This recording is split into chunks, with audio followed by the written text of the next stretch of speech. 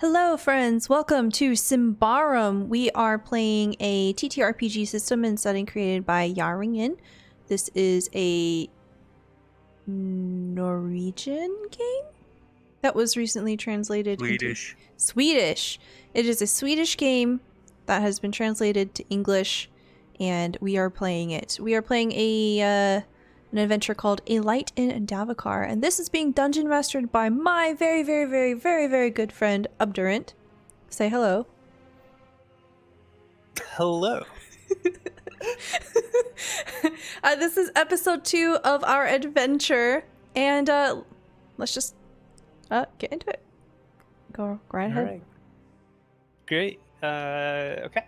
So, you guys are standing sort of in the wake of your not so restful night at the Järnringen Inn, which is now more or less a pile of ash on the horizon behind you.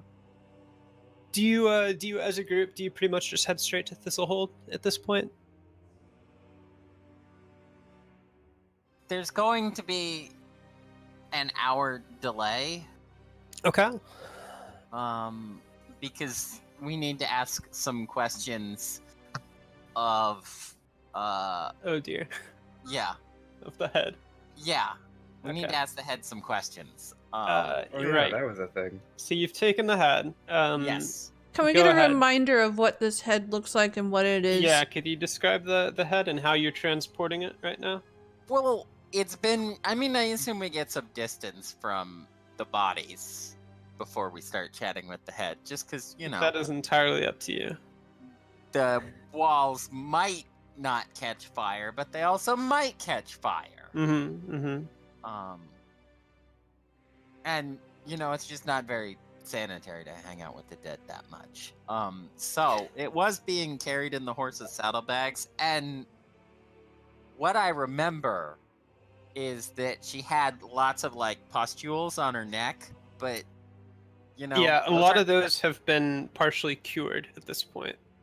Oh. Not mystically cured, I just mean they were cut open and they've drained. Yeah, Because okay, she doesn't yeah, have yeah, a body yeah, anymore. Yeah, as you do. So the Yeah. bottom where the neck is, it's pretty pussy along with bloody. Mm-hmm. And probably draws. And a whose lot head of is this, just flies. as a reminder? It's It's Nightblade that you killed, Nightblade. right? Okay, just wanted- Yeah.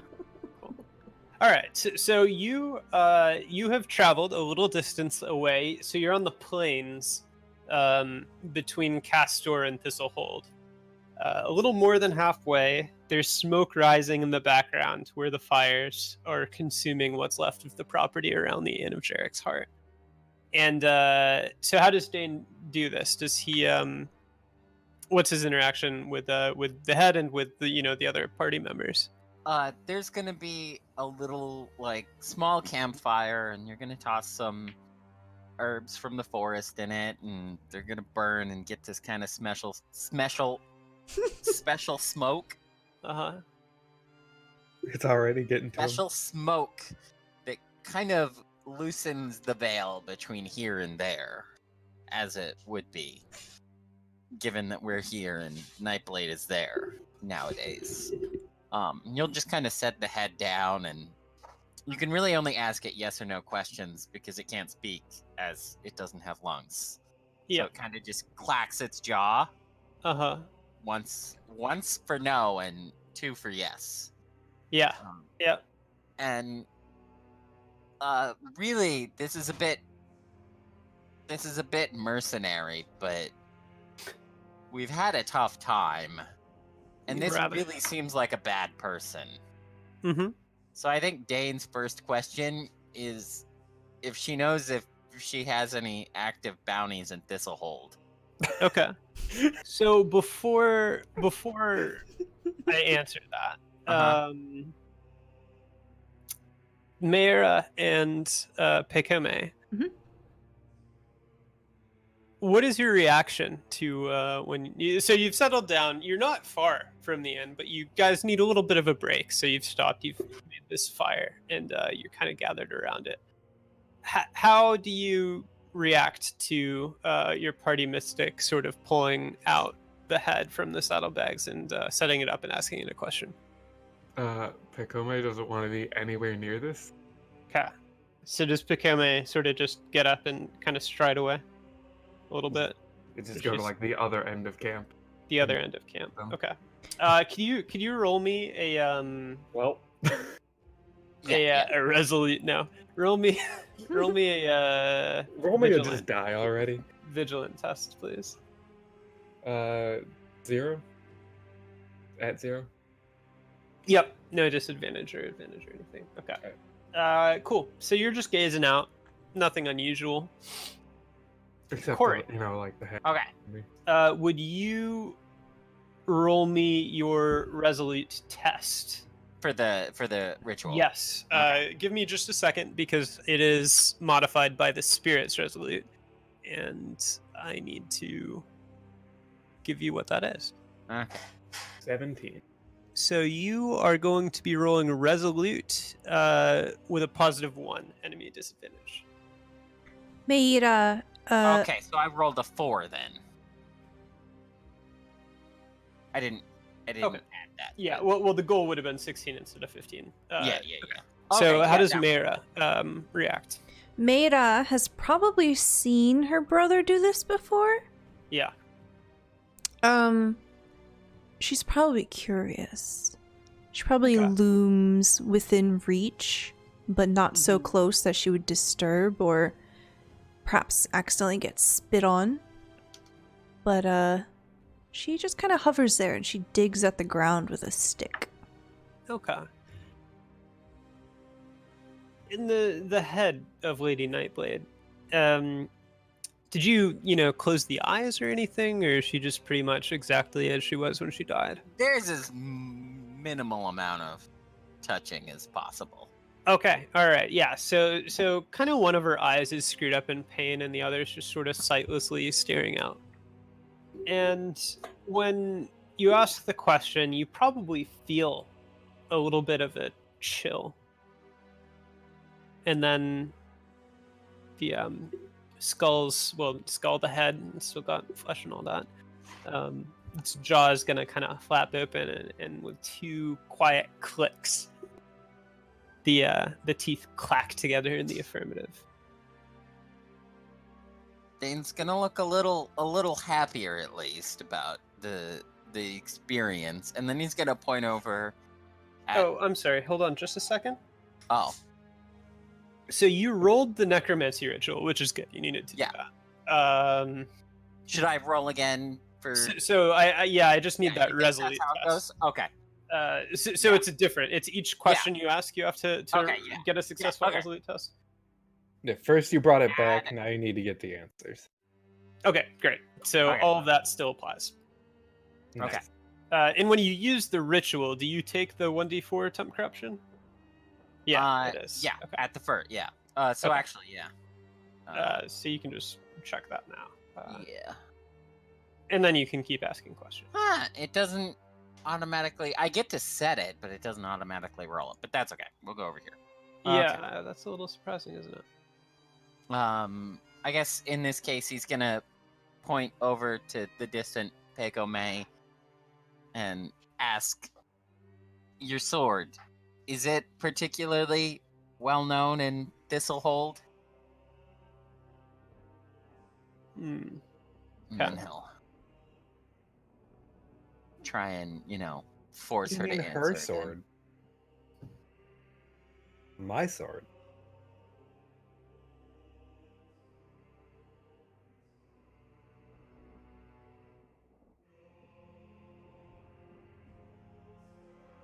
That is so resolute. Yeah, you're very resolute. Okay, so the answer is going to be a solitary clack of Nightblade's jaw to the negative. Okay, and then Pegame's like not out of earshot, but decently He just far doesn't away. want to look at the. Probably doesn't hear the clack. Just the Yeah. question. He's gonna look over to Meira and kind of shrug. And any more questions?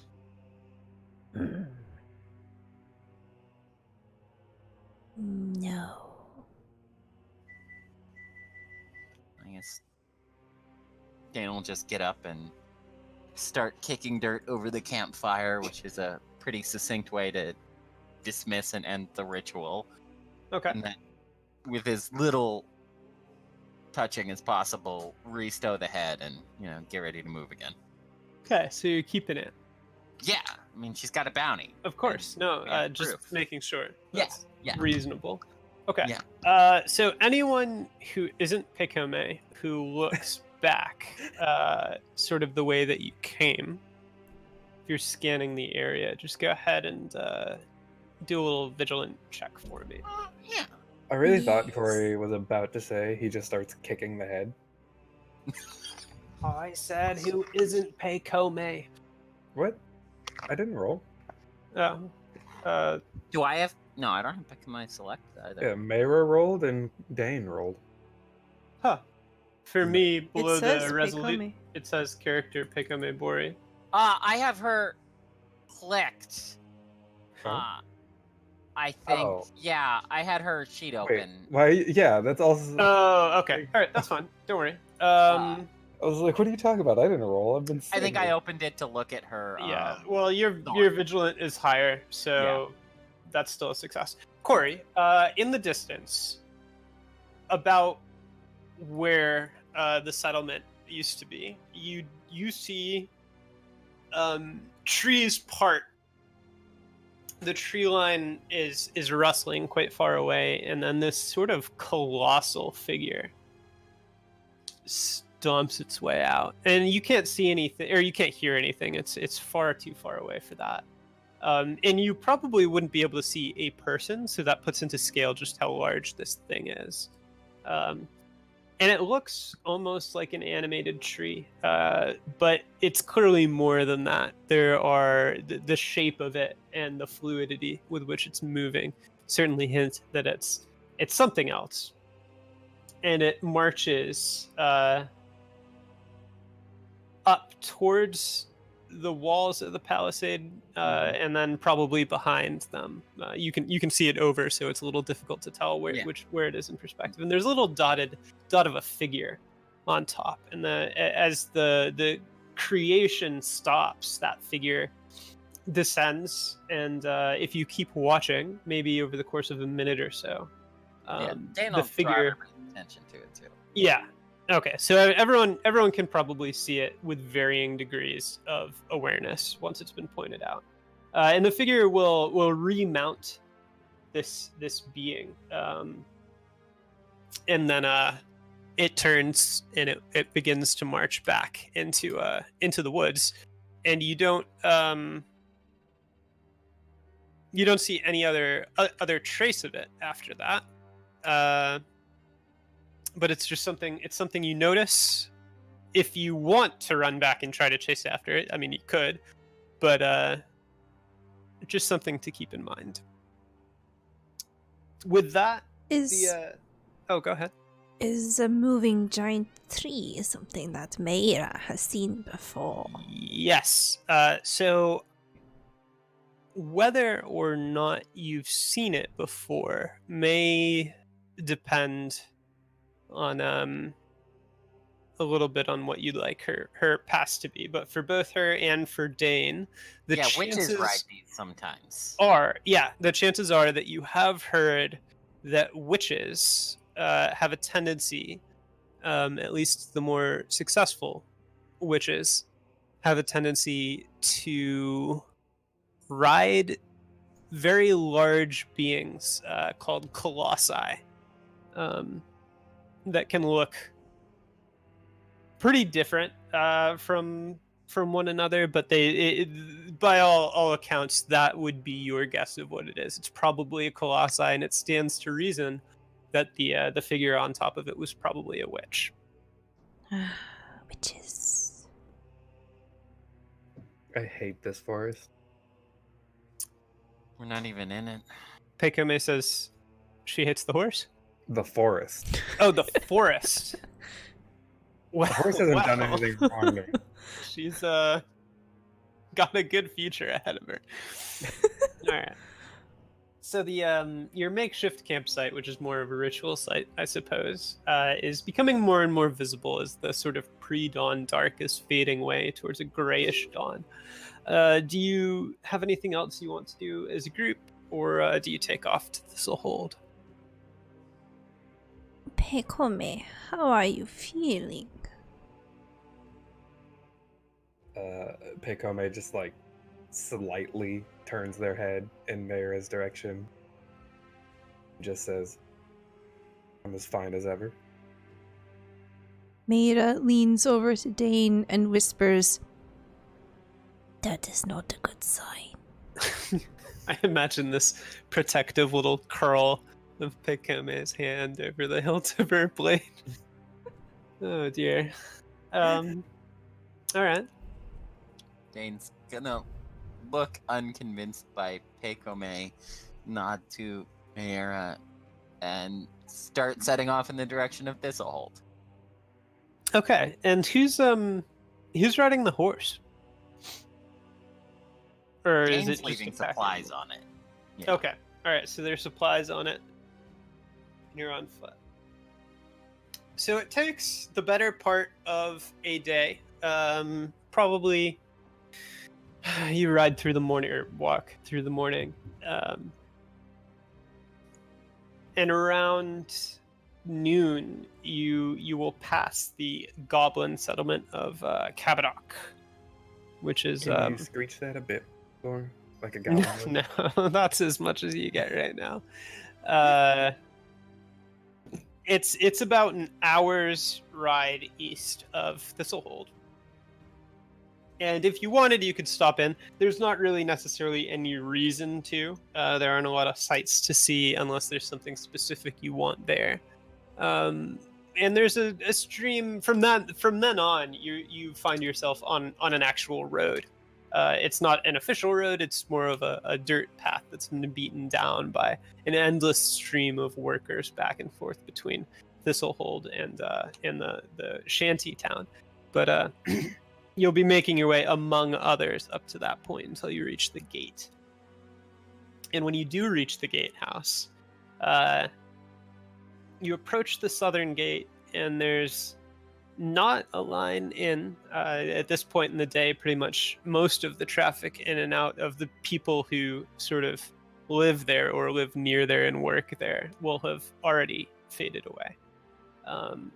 As you're approaching the gate, the walls are rising up, and behind the walls you can see one of the most iconic buildings in all of Ambria.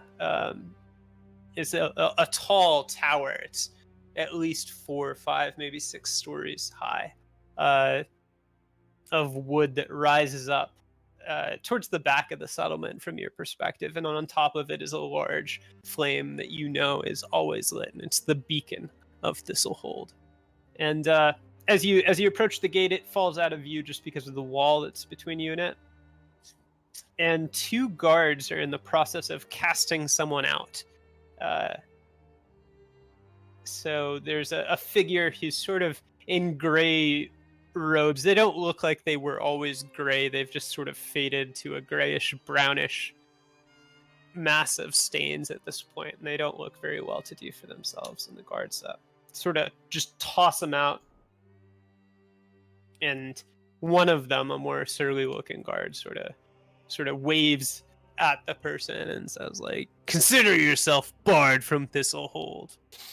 And they retreat back into the guardhouse, and one of them, stationed outside, sets his eyes on you, and it's pretty clear he expects you to come in and to declare yourself rather than loiter or stick around the outside of the gate.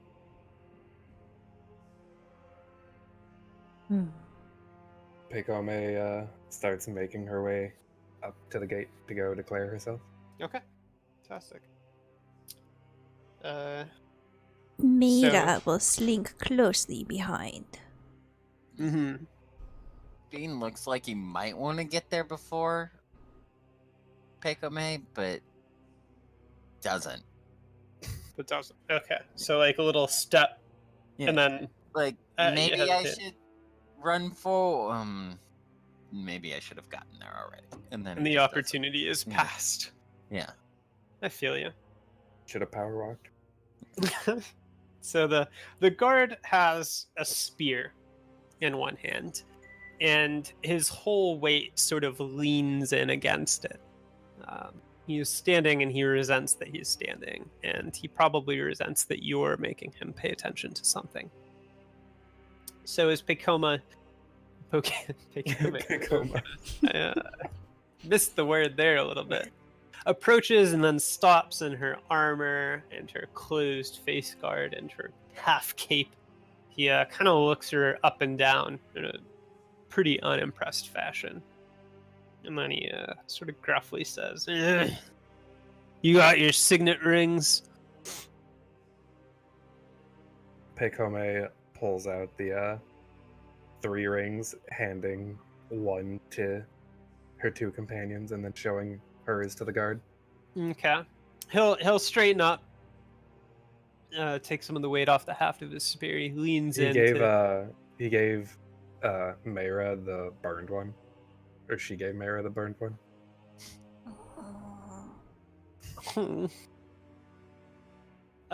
Okay. So the guard, as he straightens up, his weight eases off the spear, and he leans in to inspect each of the rings. The fact that one of them is a little charred does give him pause. He inspects it and then looks up to sort of stare at Mayra. And she has a mask on, or what's her situation right now? Yes. So Mayra would usually wear like a brown cloak and like a mask. Mm-hmm. More or less only her eyes are showing. Perhaps Mayra would use her shapeshifter. Mm-hmm. As we were like preparing to come up to this, I like to think that as we were like walking up, she would have tried to use her shapeshifter ability. Okay, absolutely. So this is that. So I guess I have to roll Resolute. So what you're saying is she looks like a reputable citizen.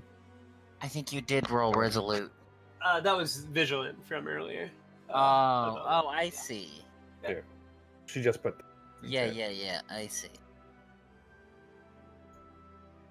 Yep. So if you want to roll, oh, sorry. Let me just take a peek at your abilities. Okay. Yeah. So you've taken that on.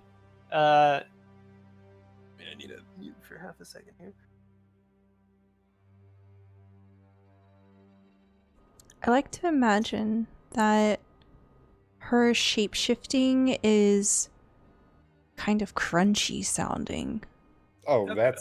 that's subtle. So don't ever do it like in a room with other people. Yeah, I like to think that it's less magic and more physical. Okay. Yeah. Kind of like very changeling-ish. So as Mayra's approaching, but I mean, like presumably before. out of earshot, Yes. On the way into the city. she you prepared. adopt a false shape. What false shape is this? So Mayra would take the shape of a barbarian. A Probably, barbarian. I think it can't be of a specific person. So it would just be like kind of your general barbarian, someone vaguely, a conglomeration of vague features of barbarians from her village where she grew up with Dane. So she just basically looks like a human Odaiova. Yes. Odaiova. Yes. Barbarian. Okay, fantastic. She still has all of her like get up, so her face is still Okay. hidden. So she's not changing the appearance of her clothing and or anything like that. Is her voice different? You can change all that if you She's want. still whispery. She's still whispery. I think she would do it very minimally.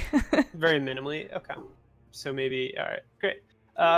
So if you could give me a discrete. Is he interacting with the illusion? Or is that just considered like even looking at it?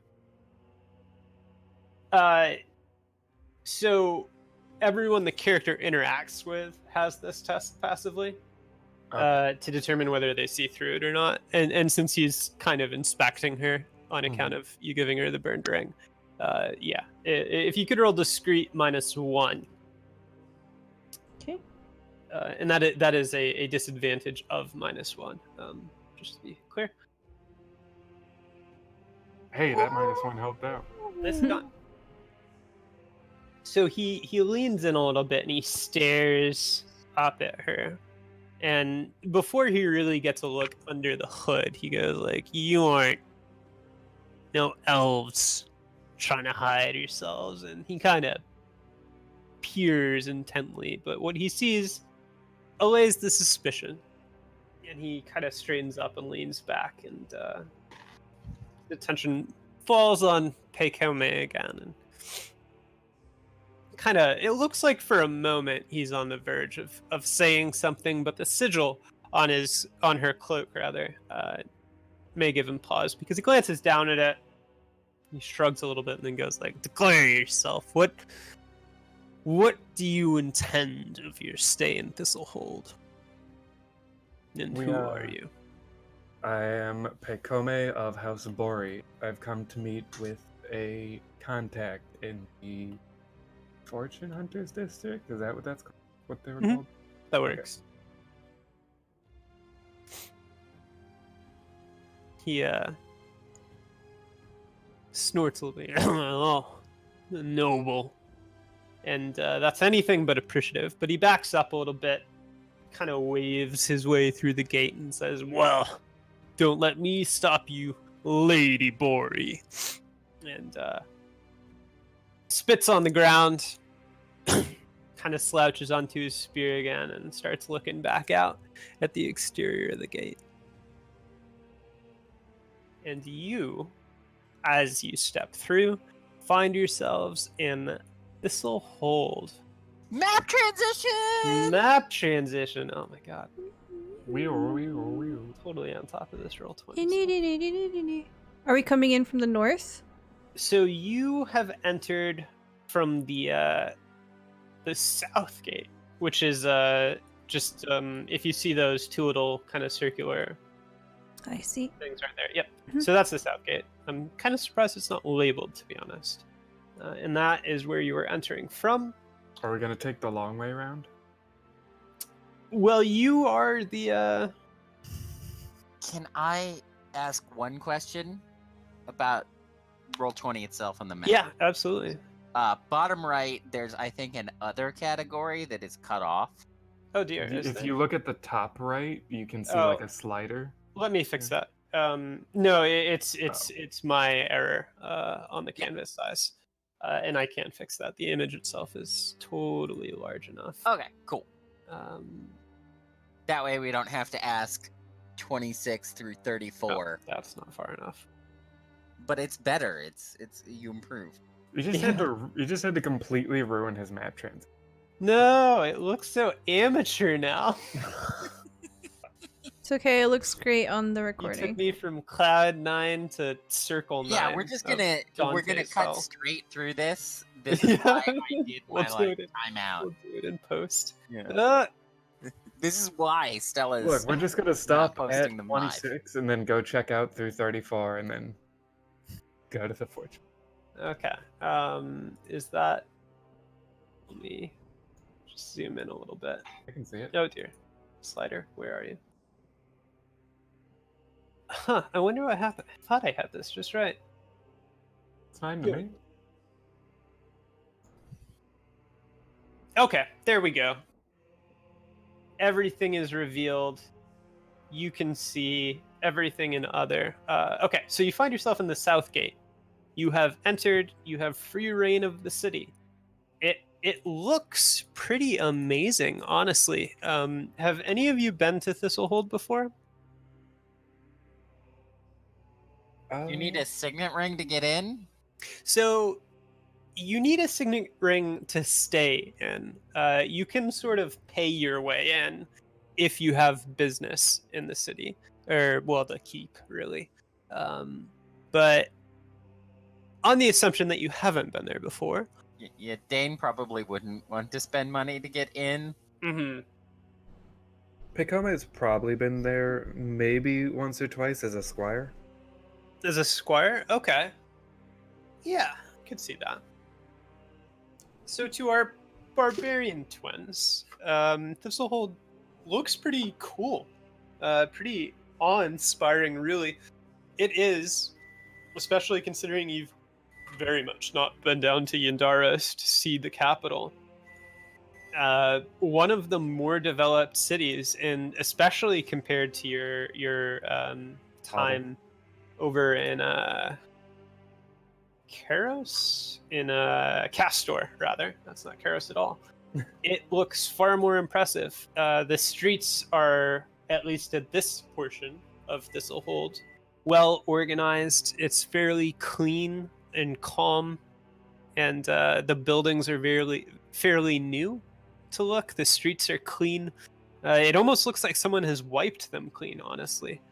But it stretches out before you, and you can go just about anywhere you like. Now, since you've entered in the south side, you can see there are a lot of different spots that you could go, taverns, inns, and you can totally decide to do any of those things at all. But the noble quarter is sort of just up and left of where the long road is, like this area right through here. It's near Mayor Nightpitch's estate, which is 27. And the Fortune Hunter district is going to be kind of spread out a little bit. I mean, most of the people here are involved in the trade in one way or the other, after all. But let's see, where is number 7? Can I just make a quick note 7. and Absolutely. say that I appreciate that the road all the way around is called the long way round. Yeah. That's why I asked if we were going to take the long way around. It's the perimeter walk. But sort of, yeah, around where number 7 is here, and stretching north is sort of the Fortune Hunter district that you might expect to find Revald, who is the agent that your father mentioned in the note. Well, guess we're going to the dump then. To the dump? Yeah. Okay. Number 3. Yeah. So you go to the dump. Okay.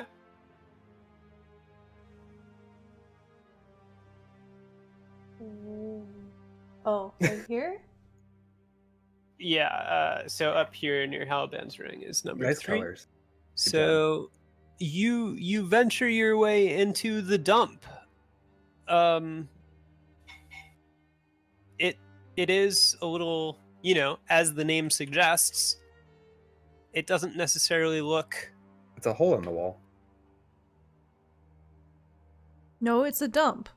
Yeah, it's a dump.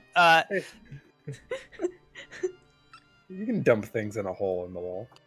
So as you enter the dump, it's ragged. It doesn't look fantastic. You get the sense that this is sort of, the medieval equivalent of a dive bar. There are people who look like they're regulars hunched over tables. The lighting isn't fantastic.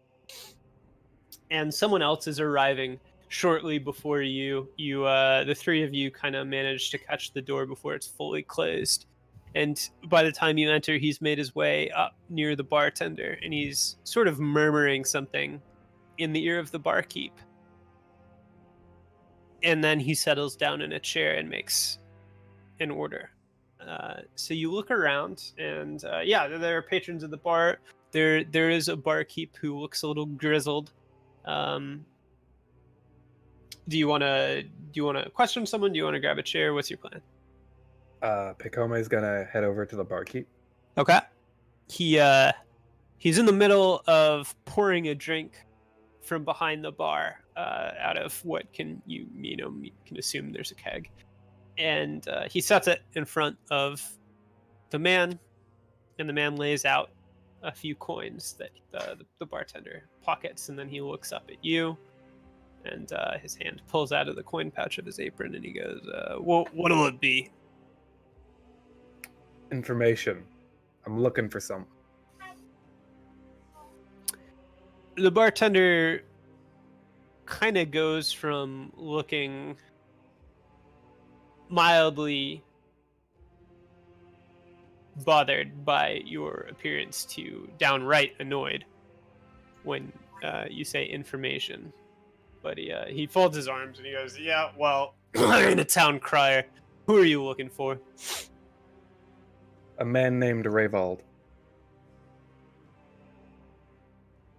He kind of flatly stares at you for a few seconds and then shrugs and shakes his head and goes, listen, you aren't going to get very far if you just go around asking for people, but I do happen to know Rayvald. You go back out, and you go down Harvest Street and take a left. There's gonna be a building on your left with a black door. That's his place. I don't know if he's in, but the next time you see him, you tell him he's paying double for his next drink on account of you. Does he sound like he's telling the truth? Yeah. I mean, do you want to roll? You could make a test if you want to discern. Let me see. Would it be vigilant versus discreet? Situations, conditions.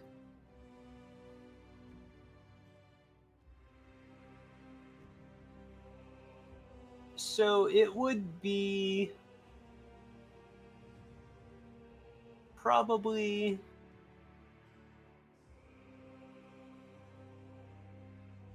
I would say vigilant versus discreet will be fine. So you're going to have a -2, an enemy disadvantage of -2 on this roll.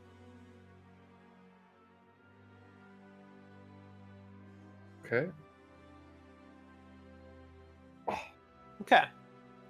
So it's pretty difficult to tell. I mean, really the dominant thing that you can gather is that he doesn't really like you. Mm-hmm. Or the fact that you're here asking questions when he's running a business. But it doesn't sound like he's lying. I mean, maybe he's making it up. Maybe he's not, but it sounds like he just wants you out of his hair. And he said something that might get you out.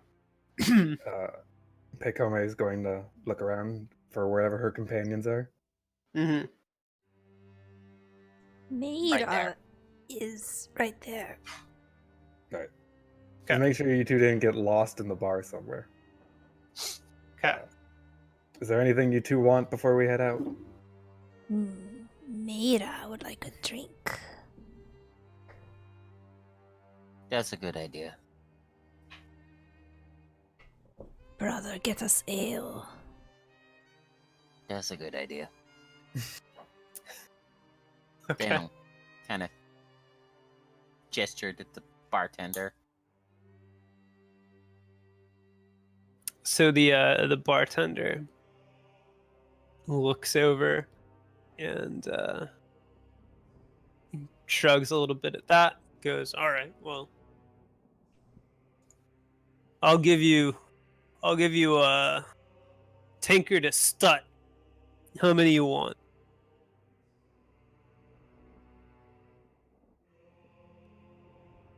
Dane looks expectantly to Pekome. Pekome just shrugs. This is between you three. Dane will just hold up 2 fingers. I was gonna say that's Lean towards Mayra. I'm out. Again. She'll just kind of slide a thaler into his hand Okay. Around that No. that moment, the barkeep is going to say it'll be 4 shillings, which isn't extortionate, but it does seem a little expensive. Pacome's gonna look at Dane like, how are you out? Do you not see his fancy new robes? Did you spend all of your money on those robes? They're very nice. They're very nice. Pacome's just gonna sigh and rest her head in her hand. It is expensive to be a barbarian. I feel like that was the reason to be a barbarian, was it wasn't expensive. You are so wrong, Pekome. Have you not seen my brother eat? I would call that a glutton before I call it a barbarian. No, synonymous. So the bartender, he takes the thaler from Dane, and when he sees that you're paying with a thaler, he looks even more exasperated. For a moment, he was kind of more Almost cordial okay. to the two of you because you're not Pekome. But now you're paying with a thaler for 2 drinks. Yeah, you Four basically shillings a just drink. It's no, 4 you basically shillings. just gave That's him it. $100 for like a Wait, $4 what? meal. You said it was 4 shillings. Uh-huh. Oh, what's So the that's 8 conversion? Isn't it? It's 1 to 10 each way. Yeah. 10 Orteg is 1 shilling. 10 shillings is 1 thaler. Yeah. So we're only 2 over. Yeah, but that's 60 or Oh, no, the 4 was for both. It was Ah. cumulative. So he digs out Then- 6 shillings that he passes back. Dane will take 2 drinks each. And then he takes back the shillings that he gave you Wait. upon hearing the order be doubled. But he so you looks get your less drinks and frustrated now change, because and at least then- he's making a fair profit off of this. Yeah. And Oh he, my God. he pulls out 2 tankards and then 2 more tankards and he fills them all up. He kind of pushes them over to the side of the bar. 2 of them are in front of each chair that are vacant, sort of where you're having this conversation. And he'll back off. He'll let you have your drink in peace. Meira enjoys having the barbarian drink. The difference between a barbarian drink and a regular drink is there's double. Glug, glug, Pekome glug, just glug. stands off to the side, not taking up one of the booths. Yeah, for the tables. Dane looks like he was ready to just leave with them, but if Mahir is sitting down, then he too will sit down and enjoy his drink and rest. Uh-huh. All right. So you kind of rest. I mean, you're a little dusty. You've been on the plane and on the road for essentially 2 days now, without really much of a reprieve due to the events last night. But you've got a moment to sit down and drink, and it's good. It tastes better than you might expect for a place called the Dump. When you finish, do you just rejoin Pekome? Maybe a little bit of lounging about. A little bit of lounging Yes, about. absolutely. Okay. Pekome regrets asking them. In Pekome, do you just sort of loom? She's gonna like listen around, but not like animatedly, you know. Right. Yeah. So okay. So you're chilling. Where did you say you were? Are Like you at just the end of the bar. the end of the bar? Okay. So you're at the end of the bar, taking up valuable space, as the bartender clearly thinks. Although he doesn't confront you, seeing as you're wearing armor. And have but- like 2 swords. and have 2 swords. You're doing a real Geralt impression here. So you loom, and you do hear a couple different threads of conversation.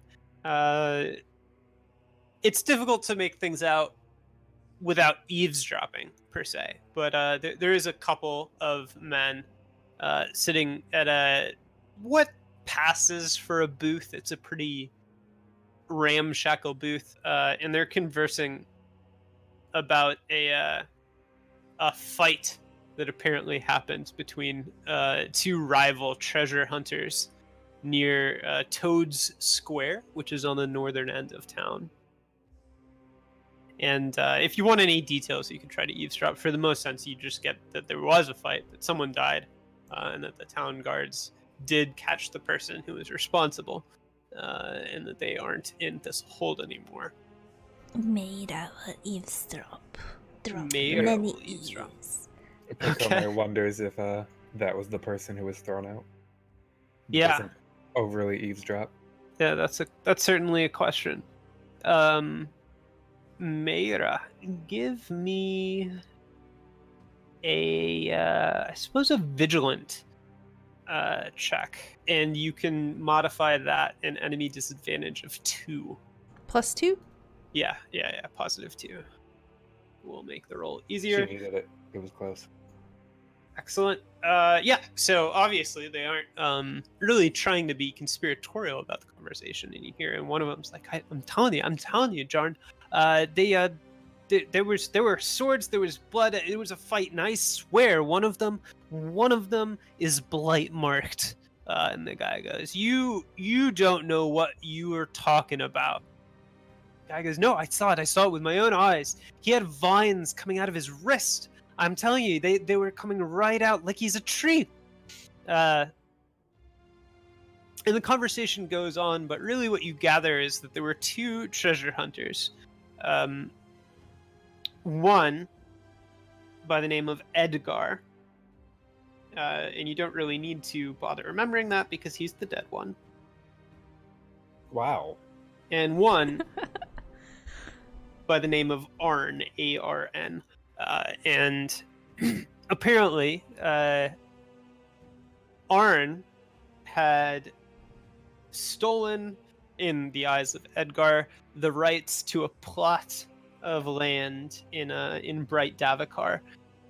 And you're familiar enough, coming from a clan that helps the Ambrians out quite a bit for the benefits of doing so, that most of the land within a couple days' ride of Thistle Hold is claimed.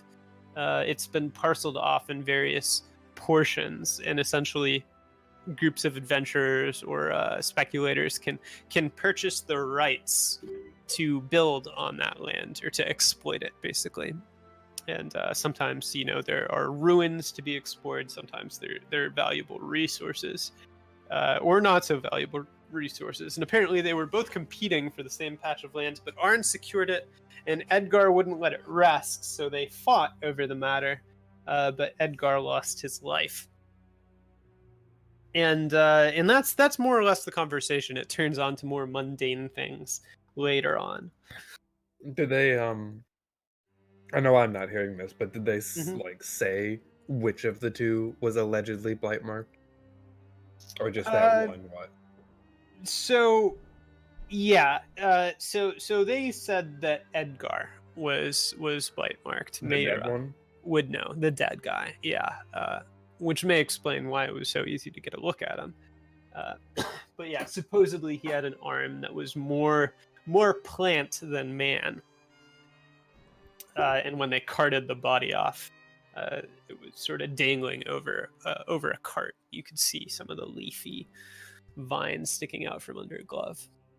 Mira will slink over to Dane and Picome and tell them everything she heard. Excellent. Okay.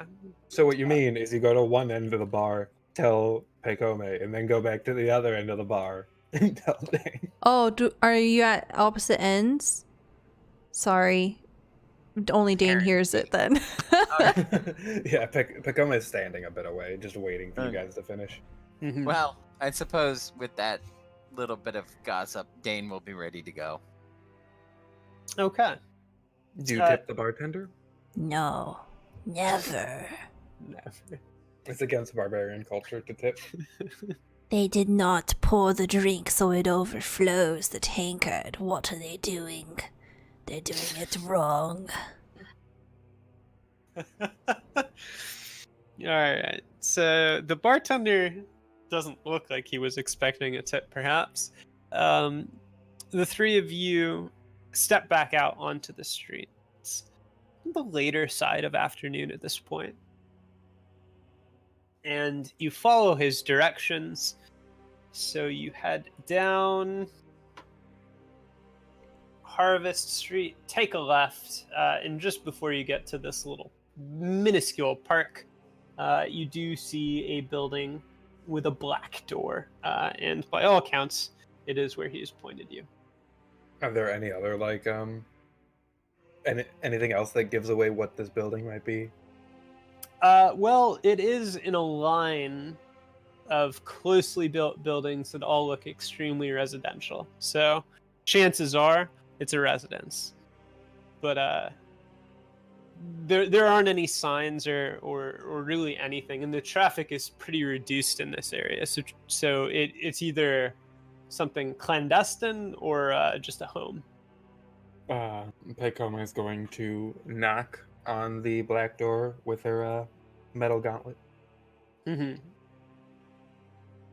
Well, so you hear an indistinct, like a through the door, and then nothing for a little bit. And if you're patient, or if you knock again, really either way, about 40 seconds or so later, you hear sort of this thumping as someone approaches with very heavy footfalls. And eventually the door swings open. And there's an extraordinarily tall man. He's probably 6.5 feet. And he looks like he's heavy. He's not overweight. He's just a very muscular and tall and broad guy. Pekoma tilts her head upwards. Yeah, so he kind of stares down at you. He's got this shaggy head of brown hair and a very curly beard that kind of just sticks out almost in a half circle around his face. Aside from... Is he hot? He's... How do you feel about 10 feet of pure muscle? He's kind of a swarthy, like, rugged attraction factor. So he's like pirate hot? He's got some scars along his cheek that cut into the beard, but he looks competent. So is drooling a free action? Drooling is a free action. A roll for infatuation? No, that's I will roll voluntary. resolute. Okay. Versus his strong. Okay, so Meira is swooning right now, right? Not physically, but does Meira do this a lot? I'm joking. Maybe. I don't know. I did fail the roll. I feel like I should stick to the heart of the dice. She's wearing a mask. You can't tell. Yeah, she's wearing a mask. Maybe Dane. A mask with a little drool holder on the bottom.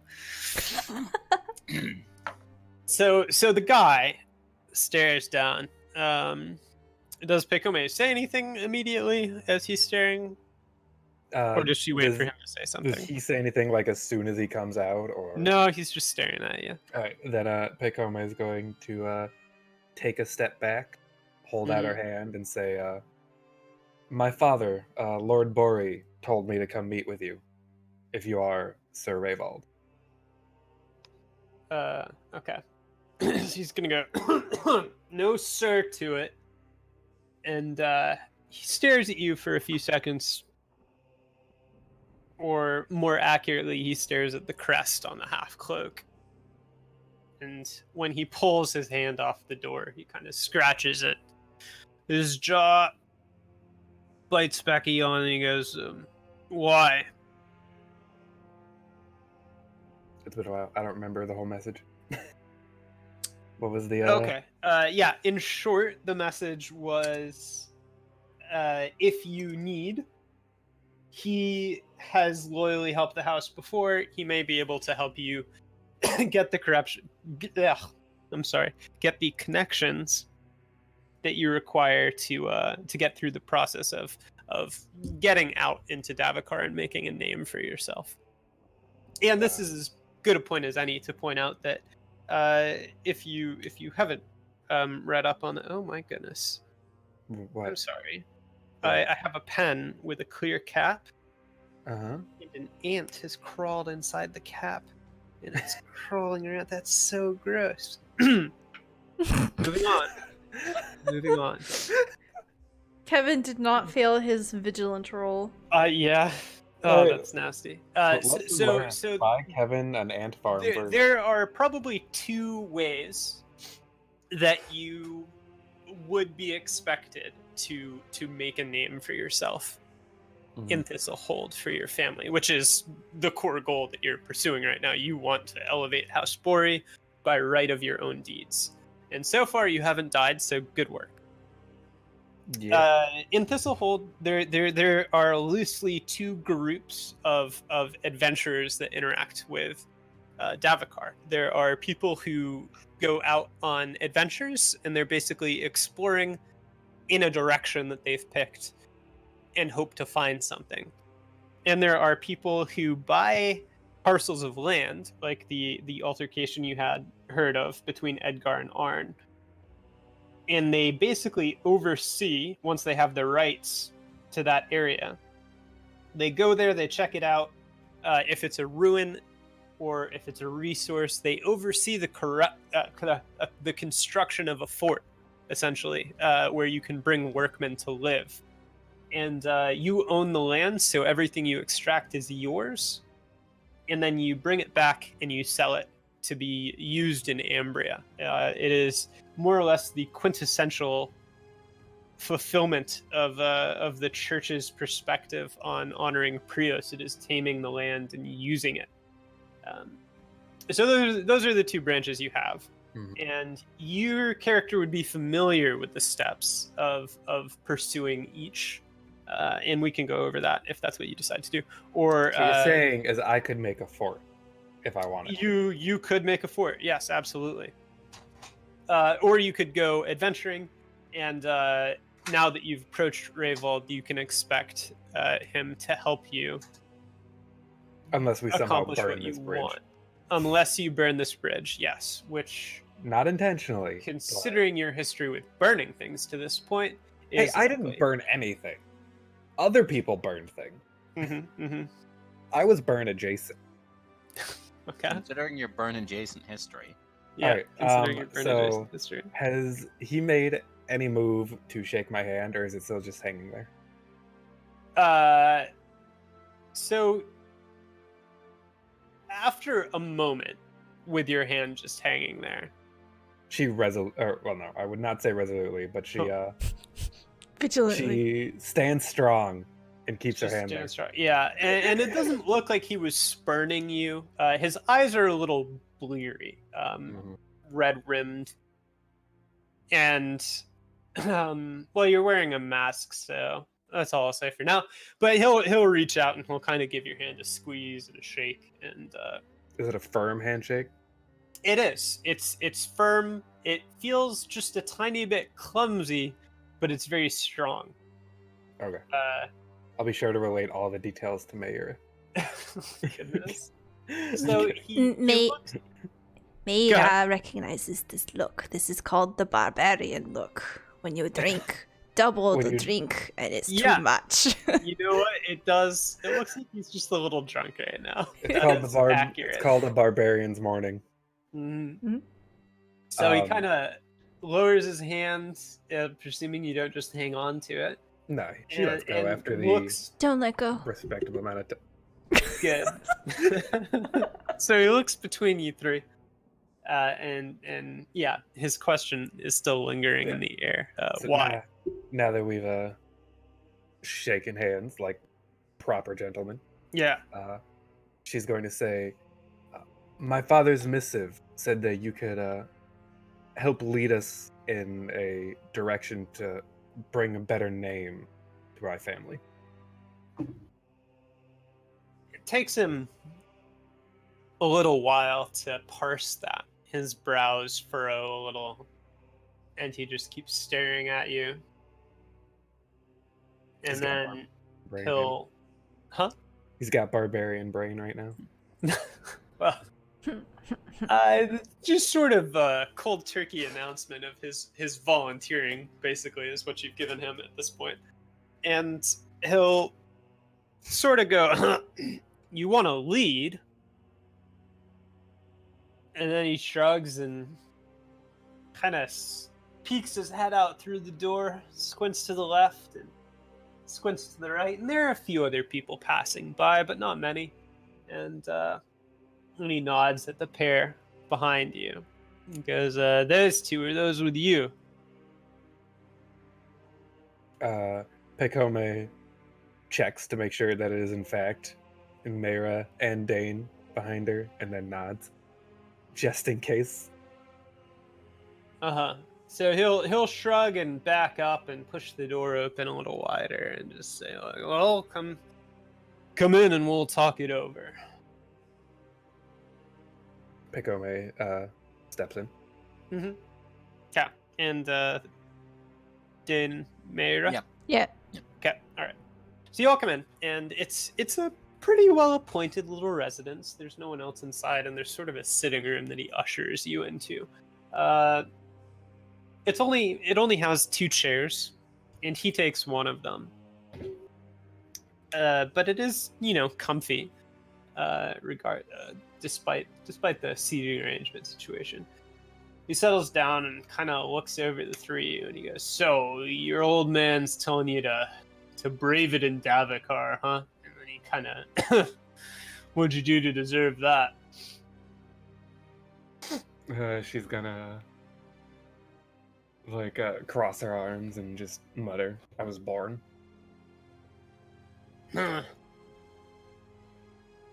So he kind of settles back and goes, well, you'd better tell me about your situation then. What have you done so far? We got attacked by some undead abomination on the way here. He blinks and then squints at Pekame and then goes, I meant with preparations here. So far, we've made it into town and found you. And they've gotten drunk. He sort of climbs to his feet at that announcement and then turns and paces over to the bookshelf, which doesn't look like it has many books on it, but it does have a flagon. And he pours... So it's the drink shelf. A substantial measure of something dark and rather potent smelling into his tankard and carries that back to his chair and sets down very heavily upon it. He takes a long drink and goes, shakes his head and goes, all right, listen. If you want to make it in Davokar, you're going to need a few things. You're going to need a target in the forest. You're going to need a license to get into the forest. You're going to need a home to live in here. Now, is it just the 3 that are going to be going somewhere? What did we do with the horse? What did you do with the horse? Clearly, you stabled it. So we're keeping the horse? The dump. You stabled it at the dump. All right. We just didn't discuss it because it was so implied and obvious. Right. Okay. No one making forgot. sure you didn't try to sell the horse or something, because No so one your forgot horse about the horse is running up a bill at a stable near the dump right now. Yeah. Okay. Okay. Alright, Pekome gonna nod. Just the 3 of us. Just the 3, and he looks a little doubtfully across your collection. And he says, all right, listen, I'll arrange the license for the 3. Just, and he climbs back to his feet and pulls a sheaf of paper from the bookshelf. and a quill and an ink well, and kind of just pushes them all onto Pekome and says, write your names out there, and I'll get it made in your names. I'm gonna listen. All right, so what do you see yourself making a plot workable and harvesting it, or are you thinking of a more and he looks over the three of you again and then shrugs and says a more short-term trip? Pekome looks at the other two, not quite sure what their preferences would be. Mira looks at Dane. I don't know how to farm.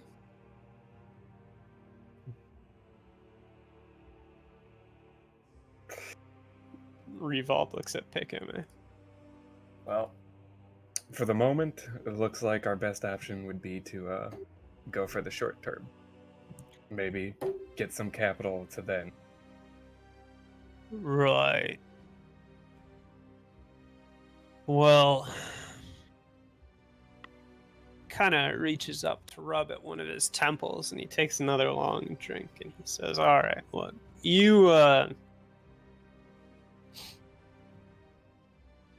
now, I don't want your father knocking down my door if you go missing. So I'm gonna give you a lead. Listen, the way most things work here, right?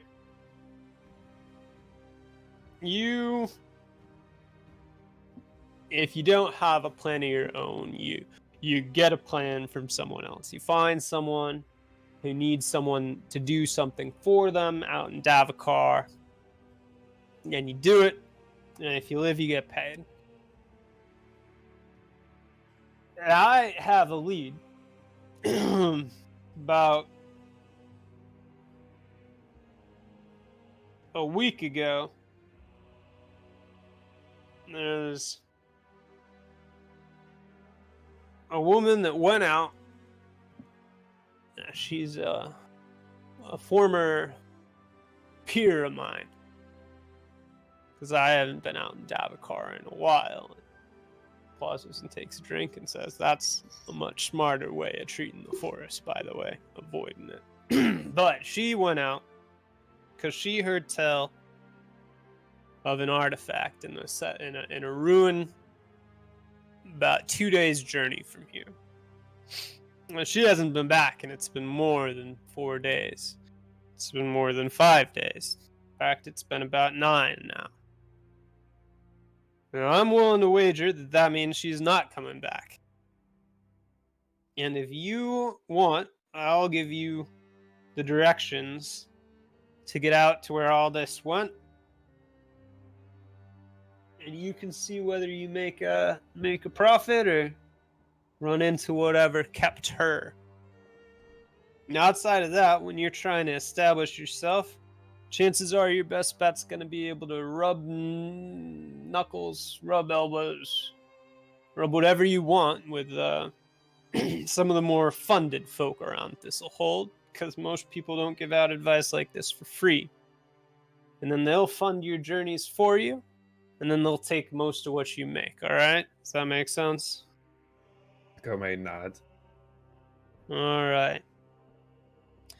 And it's going to take me, let's say, the day. It'll take the rest of the day for me to pull together everything she told me to figure out exactly where she went. Why don't you make sure you get yourself a place to live? You stay on the streets here, you're going to end up food on a troll's table.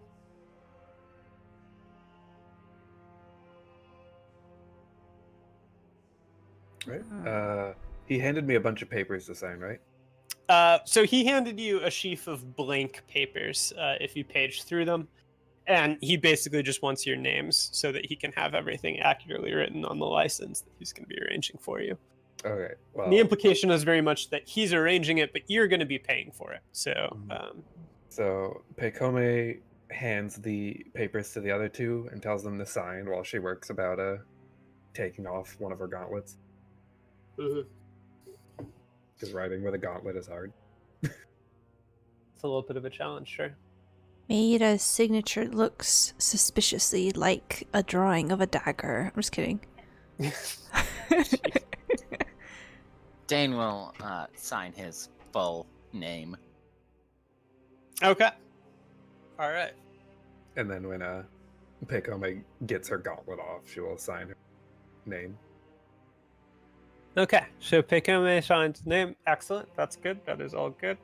So you get your signatures down, and you presumably pass the papers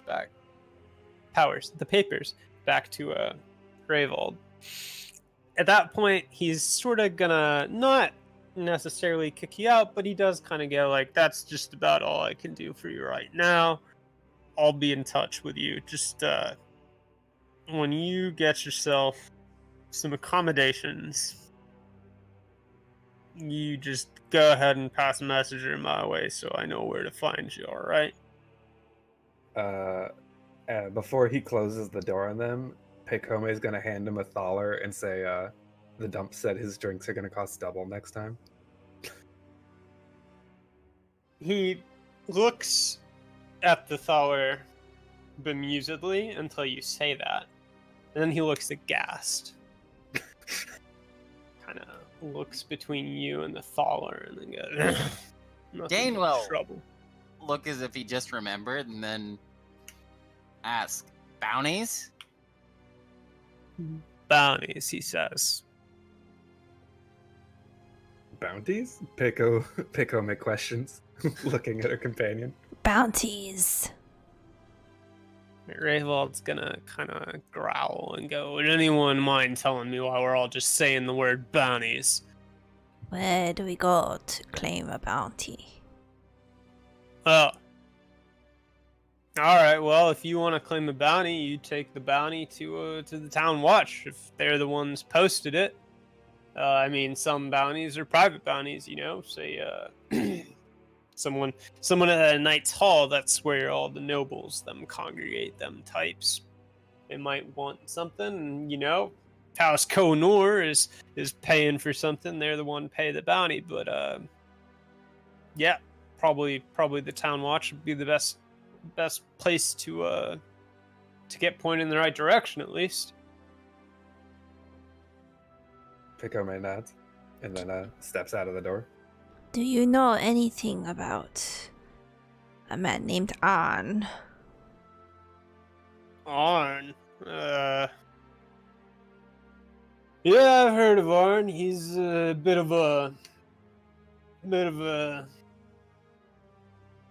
bit of an elf-spawn dirtbag that I wouldn't trust near my back for 5 seconds if I were to tell the truth about it.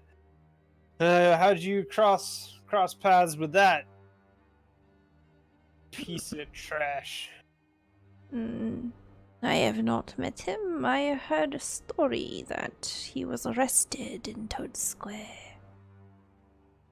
Huh, what'd he do to earn that glory? He fought a man named Edgar. I don't know that one. Must be one of the new crop of you folks showing up in the town. They, too many names to remember, and frankly, most of them don't live long enough to make it worth the effort.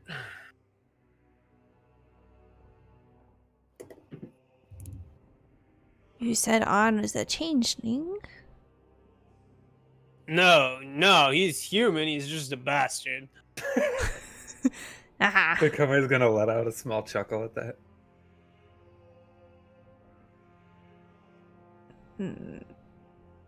Have a drink on me. She'll give a thaler to him. Everyone's just paying him off. He probably has more money than all of us. Rayvold takes the thaler. You started this campaign yesterday with 50 thalers, so if you have less than him now that you've given him 2, that is on you. But no, he's been here for a while. He probably has money. Oh, in total, really yes. bad. I thought you meant by this exchange. No, yeah. Yeah, he's probably more rich than all of you right now. So he takes the second thaler and he looks at it and just shrugs and goes, "Well, thanks." And he'll kind of peer up at She gives him a wink. Mayra for a second. So as you wink at him, would you? Oh, Fuck. Stella, what have you done? Would you give me? She winks and you just hear this crunching sound. I hope not. God. But would you give me a test for Discreet What was versus vigilant. Yeah, was it discreet versus vigilant? Yeah. So I'm still wearing a mask. Mm-hmm. Are your eyes wearing a mask? Oh. So what exactly does your mask look like? Like how much does it cover, and how do you wear it? So my mask would cover my nose, kind of close to the avatar I've chosen for Yeah. Okay. her. So it matches the avatar. Okay. Except it's brown. Except it's brown. Okay. And I have these deep forest green eyes that Ooh. sparkle. I don't know. Does that give me any advantage? Does that give you any advantage? Not really, but he's drunk. Okay. So, So they you sparkle can a little bit more. you can make the roll, and he'll have a disadvantage of 3. So Hell Positive yeah. or negative? Positive 3? Positive makes it easier for me, right? yes, Okay. yes, he has a disadvantage of 3. Yep. Heck yeah, I look beautiful. Crunch. Yeah, I mean, Crunch. he doesn't notice Ah. the crunch. He does notice the eyes, and he kind of takes the thaler with a sly little smile, which is kind of overblown because he's drunk, and he goes like, "Well, don't mind pretty woman paying me none," and he'll pocket the thaler and we'll say, more to her than to Peko. You can. My door is always open. Mayra will remember this.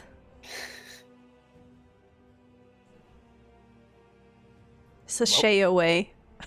Stay away. Awesome. Dane, do you also want to pay him a thaler, or are you just gonna head out? He's broke, remember? Dane got 2 thaler back from the drink order. Thing. Dane got No, you 2 got 2 shillings shillings. back. Shillings back from the drink order. He I didn't think. make money off of the drinks. And no, he's not. Okay. Dane One honestly looks disdainful upon all the paying this man gets. Dane wishes he could be this man. as we are out of earshot Mhm. of this man, Mayra will lean over to Pekome and say, "A word of advice. If you hike up the price of someone's tab, you do not tell them. That is a discovery they should make for themselves." Another word of advice. Unwanted surprises don't keep bridges from being burnt. You does not need to know that it is because of you. I don't think that barkeep is gonna keep it quiet. You will be surprised. Okay. Pekome power walk. Power walks to where? We were going to the Town watch. yes, that place. Okay. was Are you gonna go to the stable for this horse, or are you just going to the town watch? Brother, Yeah, do we you gotta have get the the head on you? We've got to get the horse. We've You got gotta to get get the the horse. saddlebags off the horse at least. Wait, Yeah, yeah. okay. Is the head on the horse? Yes. Yeah, the Yes. head. Saddlebags. You left the head with the horse that you implicitly left with a stable. So you get back and you notice as you get close to the dump, and then as you get close to the stable, there's a group of about 7 men and women in armor. They're sort of in padded leather with studs of metal, and they have spears, a club or 2, and they're gathered around the stable. Do they look like the guard out front? They look an awful lot like the guard out front, yeah. Pekome's gonna turn towards Dane. What did you do? The bounty. Please tell me you didn't leave a rotting head out in the open. I didn't. It was in the saddlebags. Well, go get your bounty. She holds a hand out, gesturing towards all the guards. Maida will stay with Pekome, she says out loud.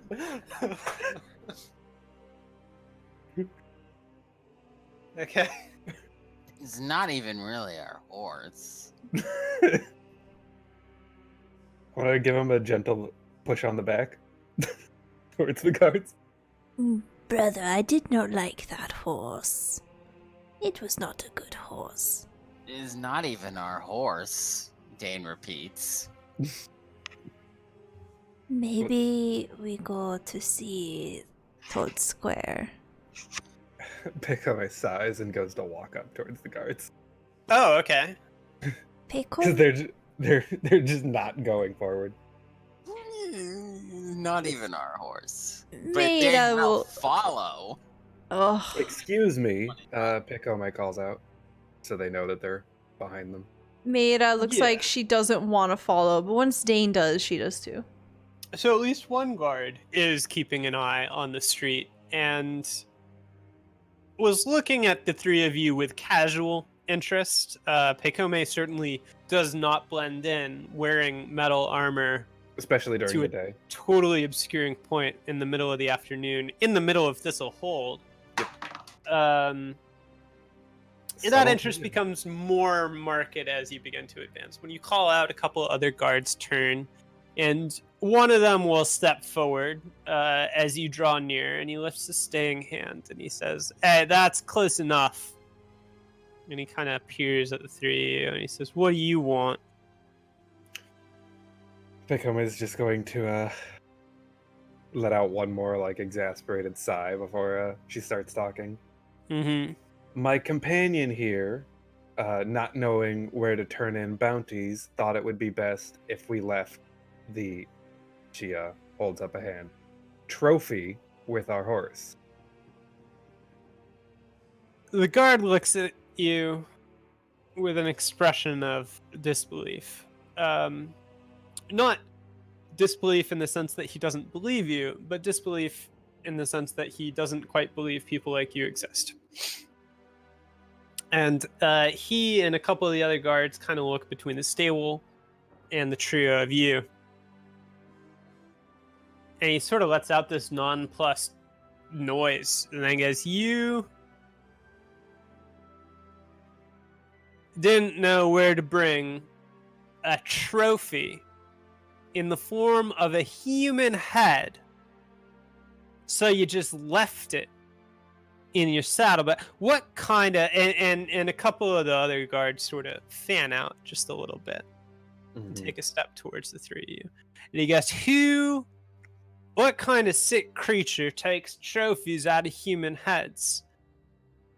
And then he kind of gestures at your swords and says, "Not right. The three of you are going to be coming with us, and I'm going to need you to put those swords there on the ground." Oh no.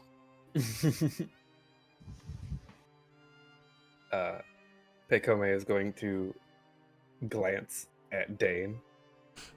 Dane does his best impression of a barbarian that doesn't understand what's going on at all. She shakes her head at him. Again, I apologize. She looks at Dane even longer. Companion isn't used to civilized society. Yeah, well, lady, civilized society does not permit carrying around human body parts as trophies. That is illegal. And it's not something we overlook. And Dane's gonna try and butt in Yeah. and explain very sheepishly, except maybe very exaggeratedly sheepishly, yeah.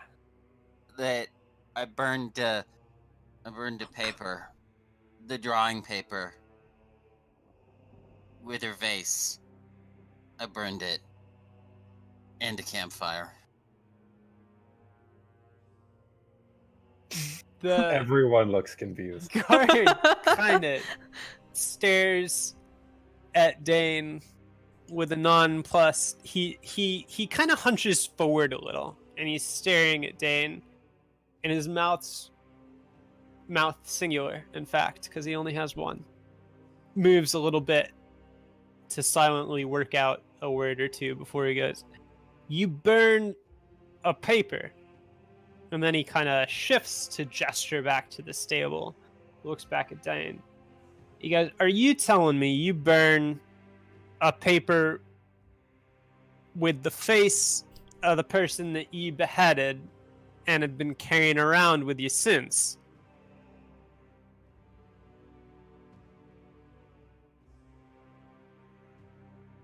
Well, Dane? The bounty paper. A bounty paper. And the guard kind of rocks back a step, and the others do too at this revelation, that by trophy, you meant more than trophy. Yeah. That's why she held up the quoting hand, obviously. Obviously. And they all relax just a little bit, and they're not necessarily comfortable yet, and they are, kind of pointing various weapons in your direction right now. She has not made a move to grab or draw her weapons. Yep, that's good. That's wise. Ada looks like she was about to say, "Well, I was the one that beheaded her." But Maida is just very sinking back and just kind of deflating, making herself as small and insignificant as possible. You were about to say it, but then they drew weapons, and you're just like, eh. Okay. So Mira doesn't say that? No, she does not say this. All right, just making sure. Yeah. She does talk in third person sometimes. Yeah. We had taken it as proof of a claimed bounty. Yeah, Dad.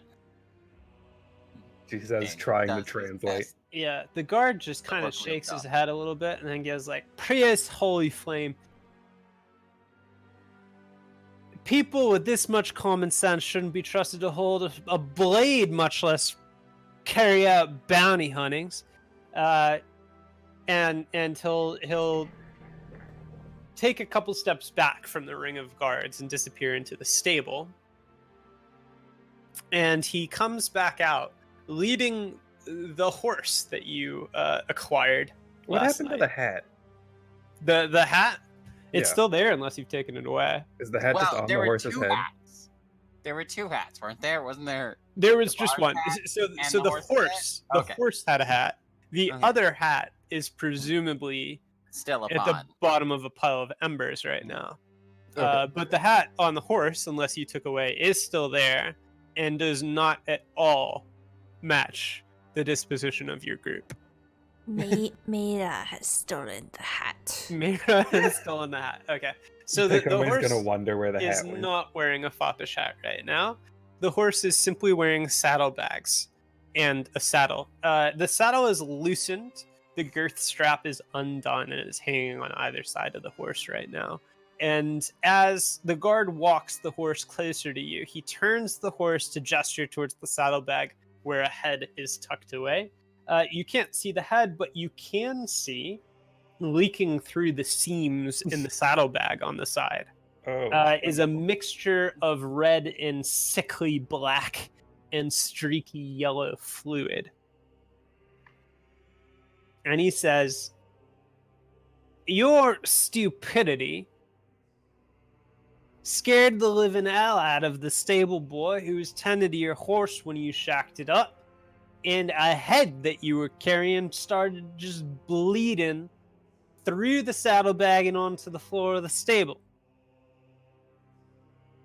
And he'll pass the reins in sort of a derisive flick over to Peiko and say, you make your way to the town guard immediately and resolve that bounty. And if ever you lot And he kind of gestures at the three of you and narrows his eyes and says, "And I will remember the looks of you. Ever disturb the public with bleeding body parts again, you are going to be in the basement of the prison for the rest of your lives. Are we clear?" She looks at Dane. Dane nods sheepishly and adds, "Death's the Goblin Queen." What? She's just gonna put, like, a finger over Dane's mouth. Just a finger. A gauntleted metal finger in his mouth. She's like, "Stop talking now, Dane." And the Dane guy will just act very sheepish. yeah. And the guy, his ire is certainly not restricted to Dane. It encompasses all of you. Perhaps Mayor a little less because she's hiding behind Peko. Yeah, Mayor just looks like an extra cape on Peko. Throws his free hand up and just goes, "The people I have to put up with." And he walks away, and the rest of the guards sort of converge upon themselves. And after conversing with the stable boy, who's only just now peeking his head out of the establishment, they'll start marching their way off. Well, not really marching; they're more ambling their way down Unidar's road to the southwest of where you stand currently. Peko is gonna tighten her grip on the reins. Mm-hmm. They will not remember what Meira looks like. Meira says helpfully over to Dane. Dane will nod and then kind of just shrug, like, whoops. They won't have to remember what any of us looks like, she says with a stern tone of voice to the two of them. Meira shrugs. And then starts heading towards the town guard watch. Okay. So you head down Harvest Street and along Ophelia's road. It's also gonna put something over the sack so it's not openly bleeding in front of everyone. It is. So the saddlebag's basically a leather construction. So it isn't like the entire bottom part of a burlap bag is just covered in Icarus blood right now. But it is, a little conspicuous. So you drop probably, an overgarment or something over the side of the saddle. And maybe even one of you takes the initiative to refasten the saddle.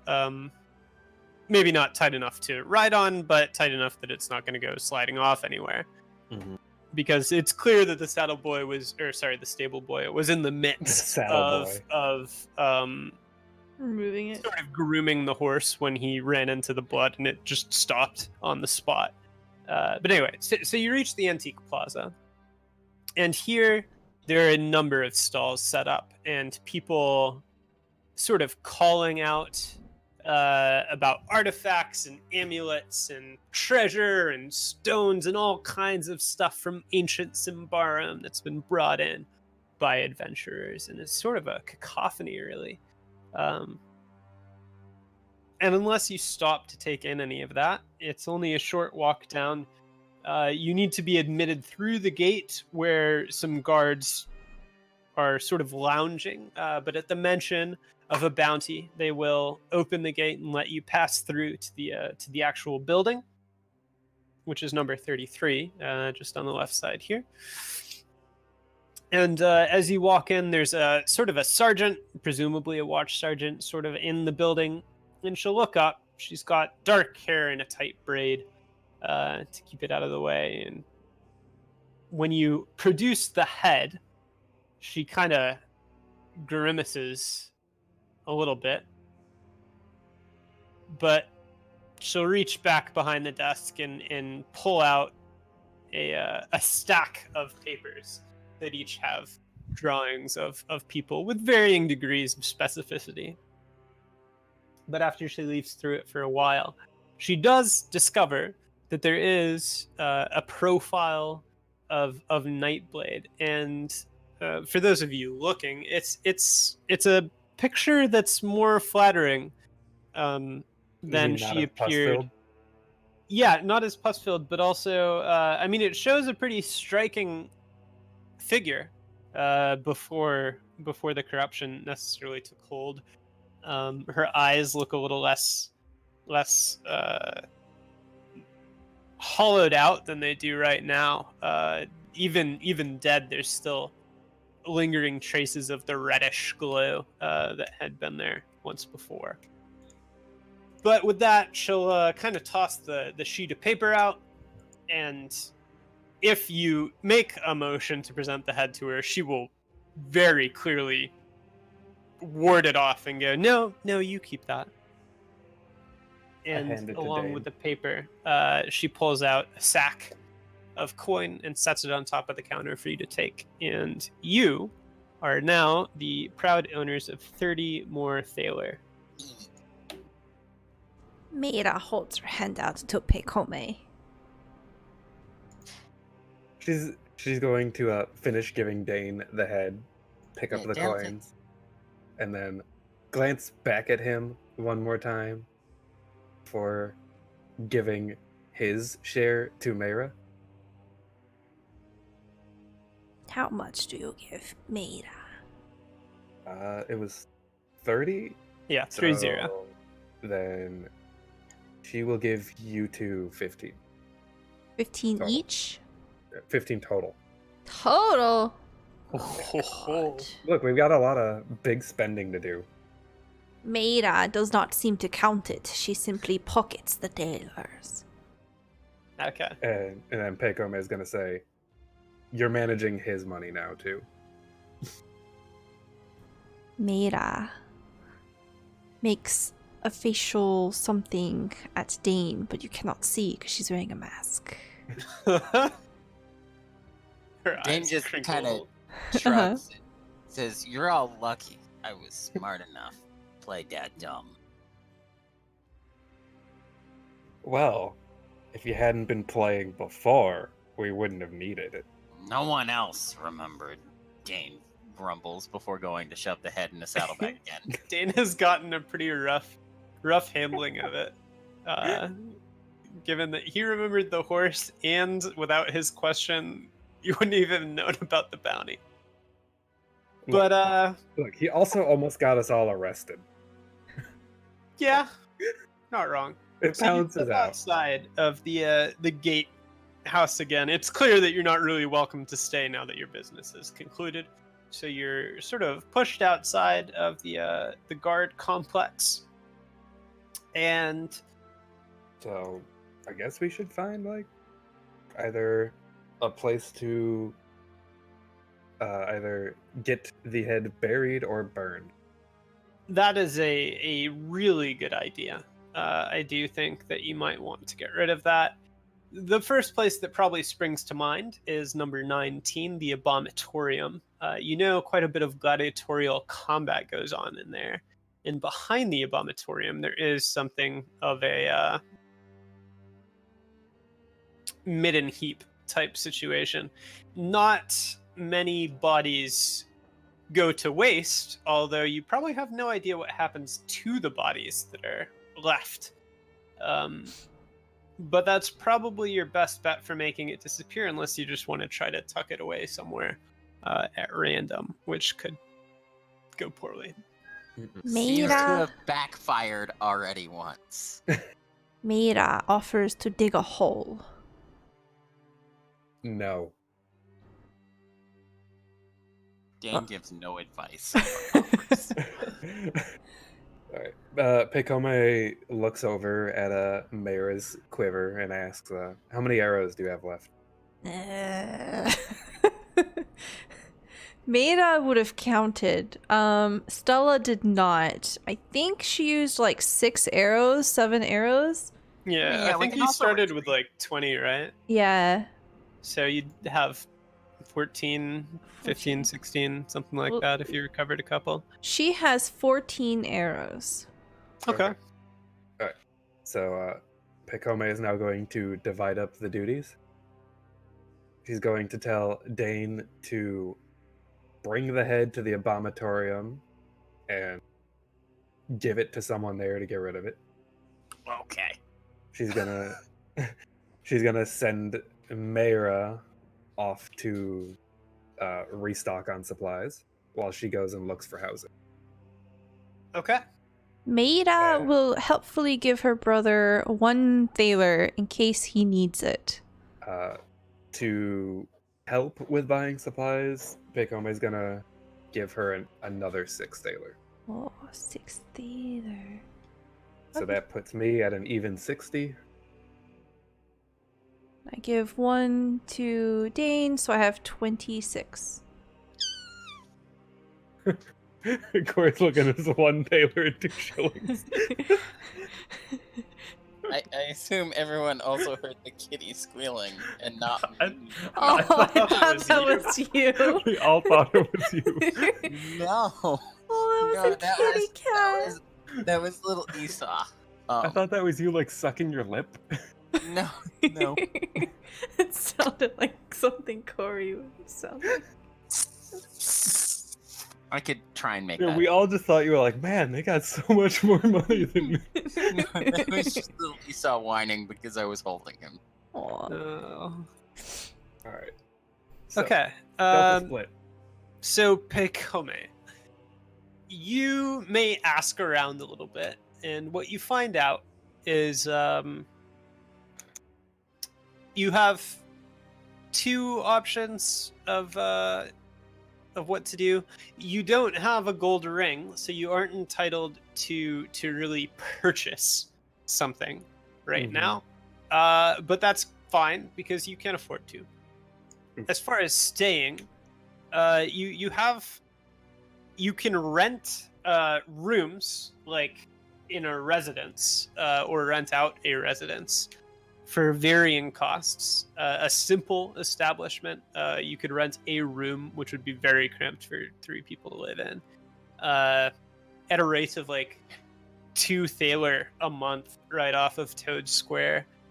Ordinary would be 4 thaler a month for 3 rooms near the West Gate. A nice would be 10 thaler for a month near the Antique Plaza, which you just passed through. Or you can stay at an inn. Inns are kind of cheaper. You could go basically from 1 to 4 thaler for some rooms at an inn of varying quality. Or if you really wanted, there are a pair of extremely nice inns that run about 1 thaler a night. The Antique Plaza is it the Merchant District or around there? So it's around there. Okay. But from there we could basically get to wherever we wanted. Yes. So it's in a pretty centrally located place in Thistlehold. A lot of the spots around it, to the north and the south, are various trade guilds and shops.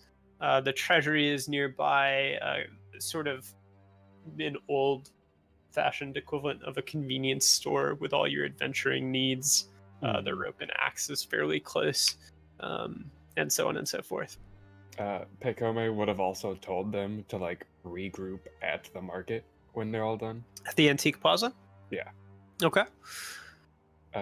And she will look around at the nice ones around the Antique Plaza, just because a central location for them to all meet up in would probably be best. Yeah. So great. It takes a little bit of asking around to actually get in touch with potential sellers. But you do find that there are a couple places that you might be able to rent out of in adjacent to the Antique Plaza. And eventually a man shows up who is staying drinking with some folks at a salon, and he'll show off let me find my little line thingamabob.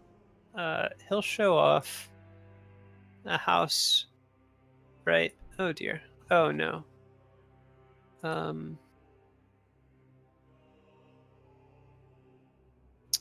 Okay, this is a lot harder than I was expecting.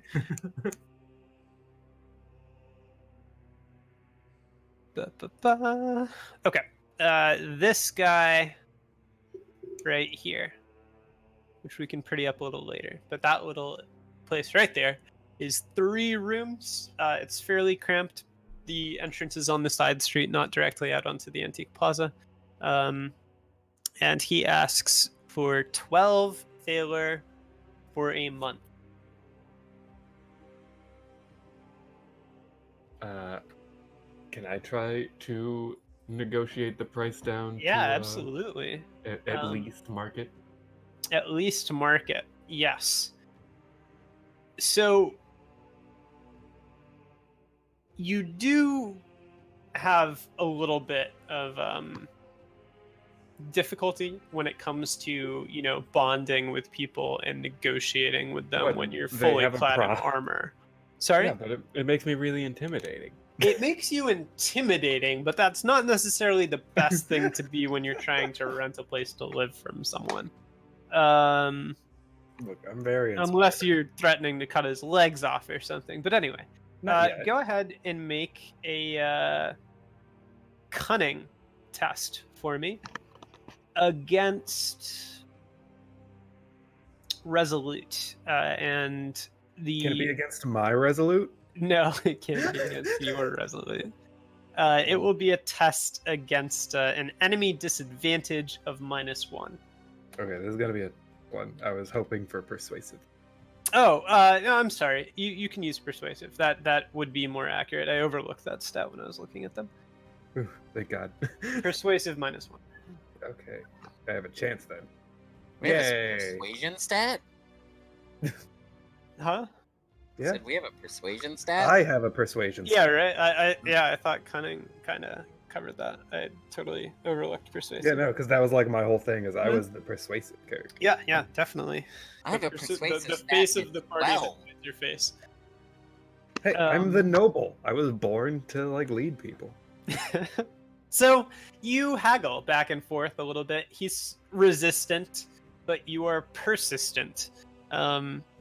And eventually he will accept a market price of just 10 thaler a month for 3 rooms at the Antique Plaza. Good, that makes the math a lot easier. Yeah. So shell out 10 thaler. That will be your place for the next month. And if you take a peek inside while you're waiting for Peiko and Mayura to finish, it's pretty well appointed. There are furnishings. Are there locks on the doors? There's a lock on the outer door, Okay. but there aren't locks inside. Okay.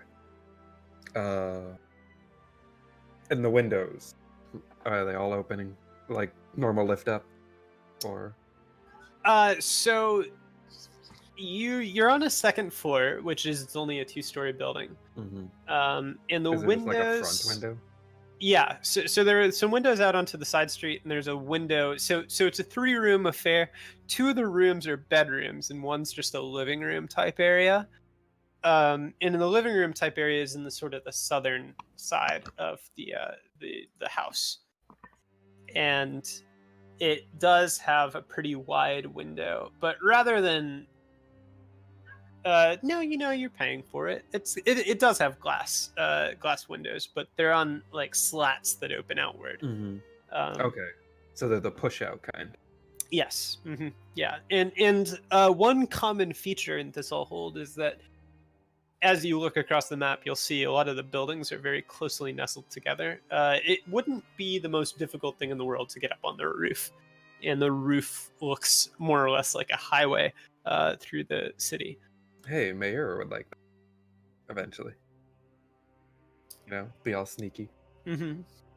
So while you're checking it out, sorry, is there anything else you want to do? Do any of the rooms not have windows? Yes. So the bedroom. Yeah, any of the bedrooms. Sorry. If the living room is on the southern side, the 2 other rooms are sort of the northwestern and northeastern sides. Mm-hmm. The northeastern one does not have any windows in it. All right. Pekome is going to claim that room. Pekome claims that one. Okay. So as you're settling in to your new digs, Mayura, you... She had to step away for a moment. Oh, to her did class. she? Okay, absolutely. In that case...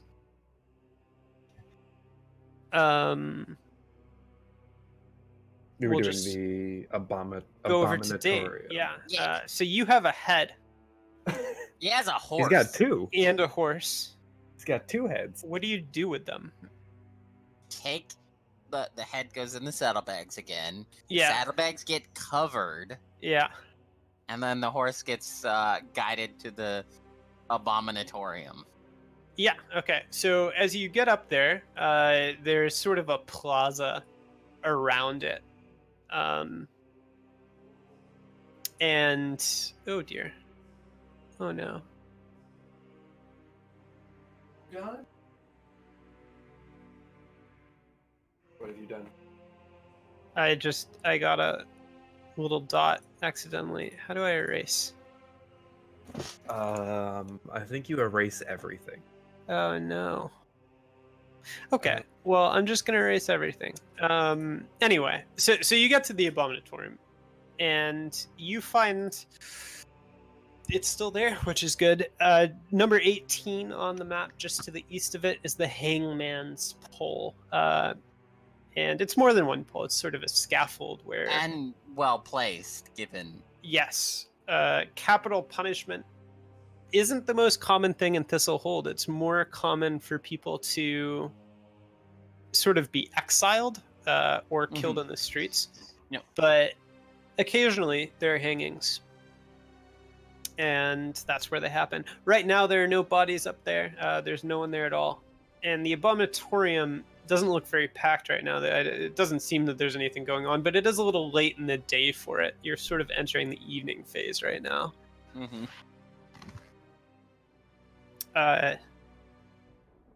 Do you go in? Yeah.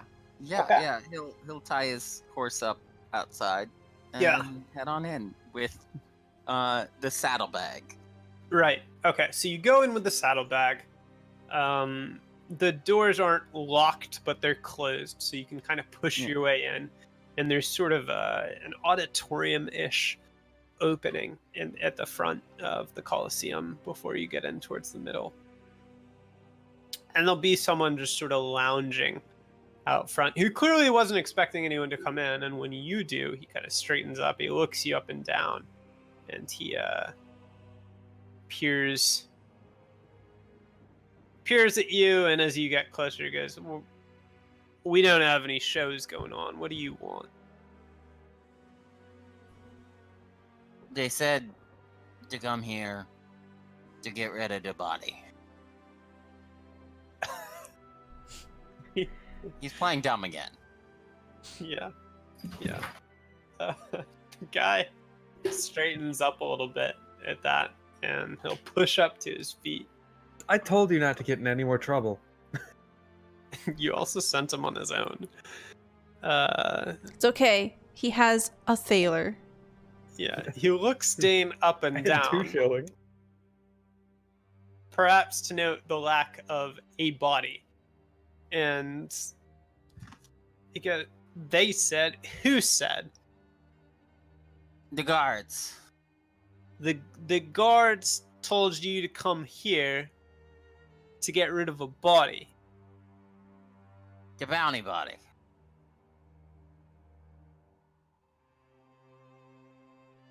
That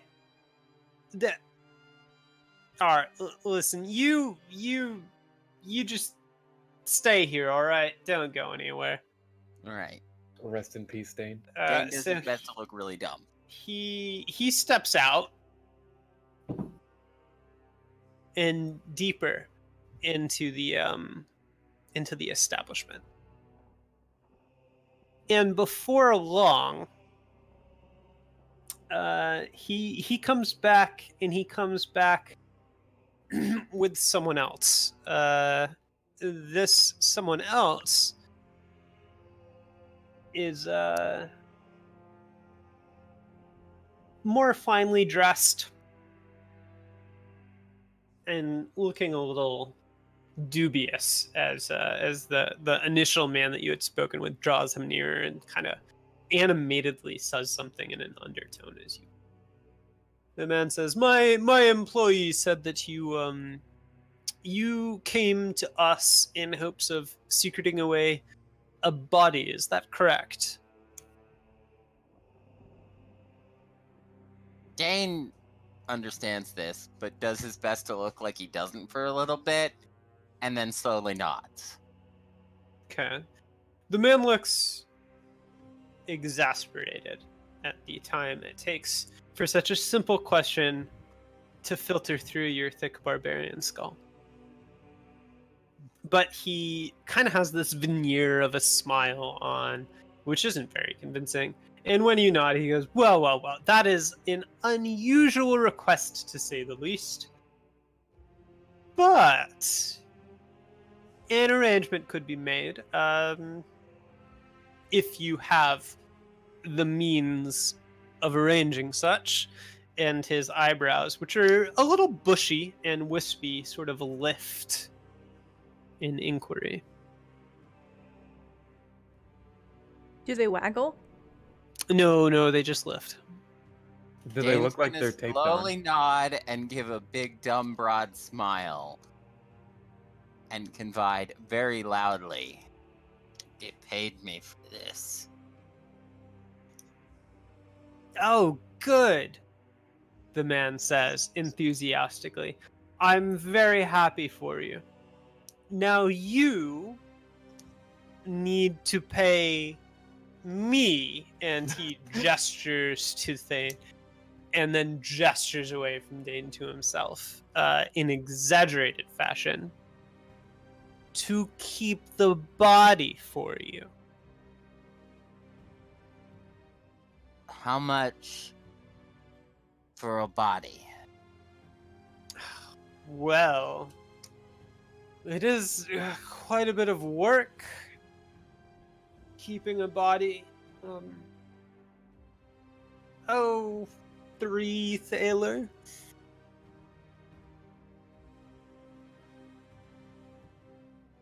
Okay, Dane's gonna look really unhappy.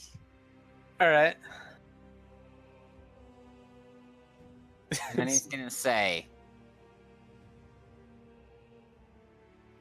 1 thaler. That's how much they paid. They paid you 1 thaler. Listen, I don't see how you can honestly expect me to take a human body off your hands for 1 thaler. There's quite a bit of trouble held in keeping bodies in Thistle hold. It's not exactly the most... Well, let's just say if you held onto the body, it wouldn't really be so good for you, now would it? But you want me to incur those risks? He's gonna narrow his eyes and go, 2 thaler. Dane will repeat very slowly, 2 thaler for a body. 2 thaler for a body. Okay, Dane will reach forward and slowly shake on it, Okay. and then he'll just pull out a head. Yeah. So he opens the saddlebag. Oh, I And bet it just- smells so good. Pulls out a head, and yeah, there's this waft of fetid air from within the saddlebag. Does he react at all from like grabbing it? Or does he like without fear just pick it up? I mean, he doesn't want to touch it normally, but there's some theatrics here involved in saving money. Right. Okay. Yeah, it's gonna all be he like- has. So he stoically sort of pulls. Well, no, it's going to be like eagerly. He's going to start Oh. loudly exclaiming what a good deal this is. Oh no. Okay. Like, this is a good deal. Not loud enough yet to probably draw too much attention, but perhaps there's the risk of this dumb idiot drawing attention. Right. While he's holding a disembodied head. Yeah. That's, I don't know. I mean, most of the fluids have drained from Yeah, the head, yeah. but Yeah, it's part of the leather now. no. Okay. So Dane pulls out the head with his far less than 2 thalers worth of human attached to it. is Yeah. the implication. And waves it around. And there's a flash of recognition in the man's eyes at the stunt you've pulled. And he has a greasy little angry smile. And he goes, "You insolent cur." He draws in a breath and puffs it out. And then he says, "Listen, I'll... And he holds out a hand, and it's a palm up hand. It's clearly not for the head. And says, "1 thaler, and I'll make that disappear." All right. Dane hands over 1 thaler. And he takes the thaler, he plucks it out of your grip, and sort of just, ugh, and then stalks away. And Great job. The aide who was there at the start is left with the undesirable duty of collecting the head from Dane.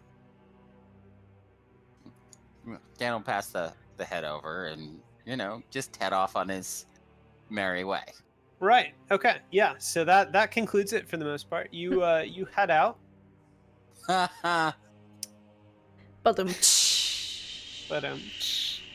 and we'll take care of Mayra's trip. Now she was tasked with collecting supplies. She was sent to the market to go get supplies. Okay. What sort of things do you want to gather? Oh, Mayra was given 6 thaler, so she will... 6 extra thaler.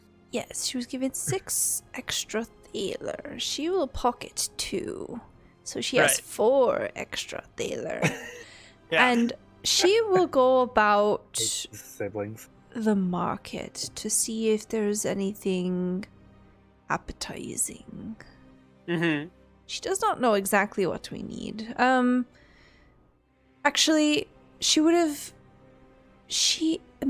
has a bad habit of picking through the saddlebags and the bags of things that do not belong to her. So she would actually know exactly what we would need. Okay. Yeah, great.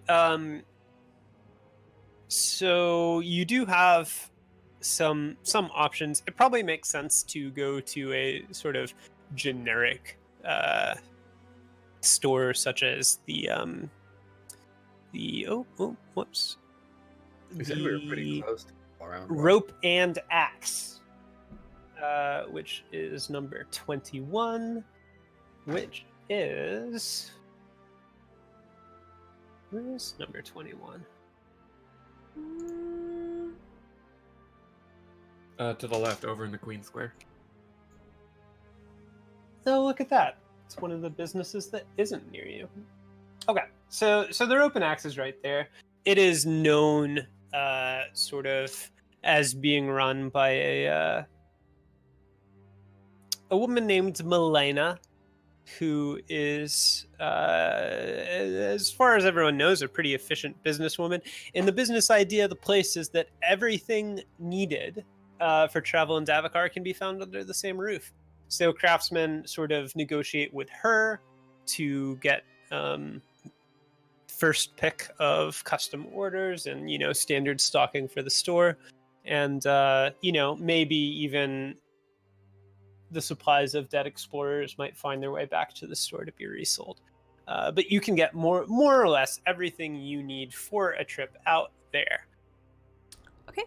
Mayra will make her way there. Gokes. So it's a short trip there. Not too much is going on, but I would like you to roll a vigilant test for me with an enemy disadvantage of -2. Use your good eyes, I believe in. Okay. Mayra only has beautiful green good eyes. So, as you are leaving the Antique Plaza, you notice through the bustle of really all manner of people who have been spread through its stalls throughout the plaza, packing up and leaving with the stalls and with what were in the stalls by various routes. A couple of men who were lounging on the eastern side of the plaza sort of coincidentally leave their conversation and start heading across the plaza as you do, and strangely enough they seem to follow the same path over to the Queen's Plaza that you do, and they're pretty far away, certainly not close enough to hear you or you to converse with anyone, but you know enough about behavior to tell that these people are tailing you. Anyway, so you reach the shop, and Milena is the only person in right now. She kind of looks up, sees you, sees that you're pretty hooded, which draws a moment of suspicion, but she seems to relax after a second and go like, "Hello, what can I help you with?" I am going on an adventure. I would need supplies. All right. Do you need anything in particular, or a bit of everything? She begins to list off various things using her Sure. fingers to count, and is actually quite extensive. Mm-hmm. And she might wiggle a few extra things in there for herself. Okay. Beer, ale. Let's see. So you Hunks all quarterly. each have cooking equipment, firewood, flint, rope, water skins. You have some arrows. You all have sleeping rolls. Imagine so your list like of medical supplies, food, tools, See if she has any like elixirs and how much of those could be. elixirs. if you want, do you have the PDF open for the book, or do you have access? I do not. I do have access. One moment. Okay. So the book's page 154 has an equipment table. And And you probably want to top off on arrows. if I you see it. want, you can kind of take a gander over that and figure out what you want to spend, and what you'd like to buy. Okay. Bandages, crayons. I'm just kidding. I mean, writing tools are never bad. True. Okay, crayons. A fishing line and hook, a fishing net, a Apparently you're gonna be doing grappling a lot of hook. She's just buying like burglar equipment over there. She's wearing a mask while she's buying all this. Yeah. Needle You and need to lockpick. thread, lockpicks, rope ladder. Is that going to be the same as rope? A No. rope ladder is like a pre-tied rope so that you can climb up and down. easily. Yeah, so a rope ladder will be like 2 lengths of rope with wooden like horizontal Slats. pegs, slats. That is a great word, slats. So you can like roll it up. It's fairly compact, but when you unroll it, it lets you easily climb up and down Yeah. whatever you have it So you secured could to. have someone like climb up something first and then roll the ladder down for everyone else. All Yeah. right. She'll buy a pocket mirror. Okay. She's gonna Is that buy. one of the for her things? Don't worry about it. Maybe soap. She's gonna buy a spyglass. She's gonna buy. She's just buying like the entire shop. Do we have a tent? We don't have a tent. She's gonna buy a tent. We got a horse now. She's gonna buy weapon maintenance kit, a whetstone. Wouldn't that be part of the weapon maintenance kit? Well, it's separate, so I guess not. She will It lifts my buy. head. Do we not have backpacks? You have backpacks, we'll say. Okay. You're Like they give us too much stuff to carry normally. I wasn't muted. like right off the bat. mm-hmm. Climbing equipment? Isn't that what your grappling hook's for? I think is separate, so probably not. Well, probably like pittance. Climbing equipment. Climbing equipment would more cover, I'd Like say, pittance. things you can like wear that would improve tests. Kevin, is climbing equipment where your campaign enters simulationist levels? Yeah. I'm gonna need you to describe what style of shoes. Yeah, he's gonna Are start they judging better us super for hard. crack climbing or slab? What do I have to roll to check my belaying abilities? Yeah. So it's actually going to be a strong test against the weight of the person that you're belaying. All right, so Gotcha. don't belay Dane. Oh shit. Okay. So yeah, if you just want to mark yeah. the things that you've purchased and add them to your sheet, that's fine. And then a carabiner. Okay. And if you do run up a bill in excess of the 4 thaler that you have to spend, you can always bill it to The rest of her thaler. She's got 20-something thaler.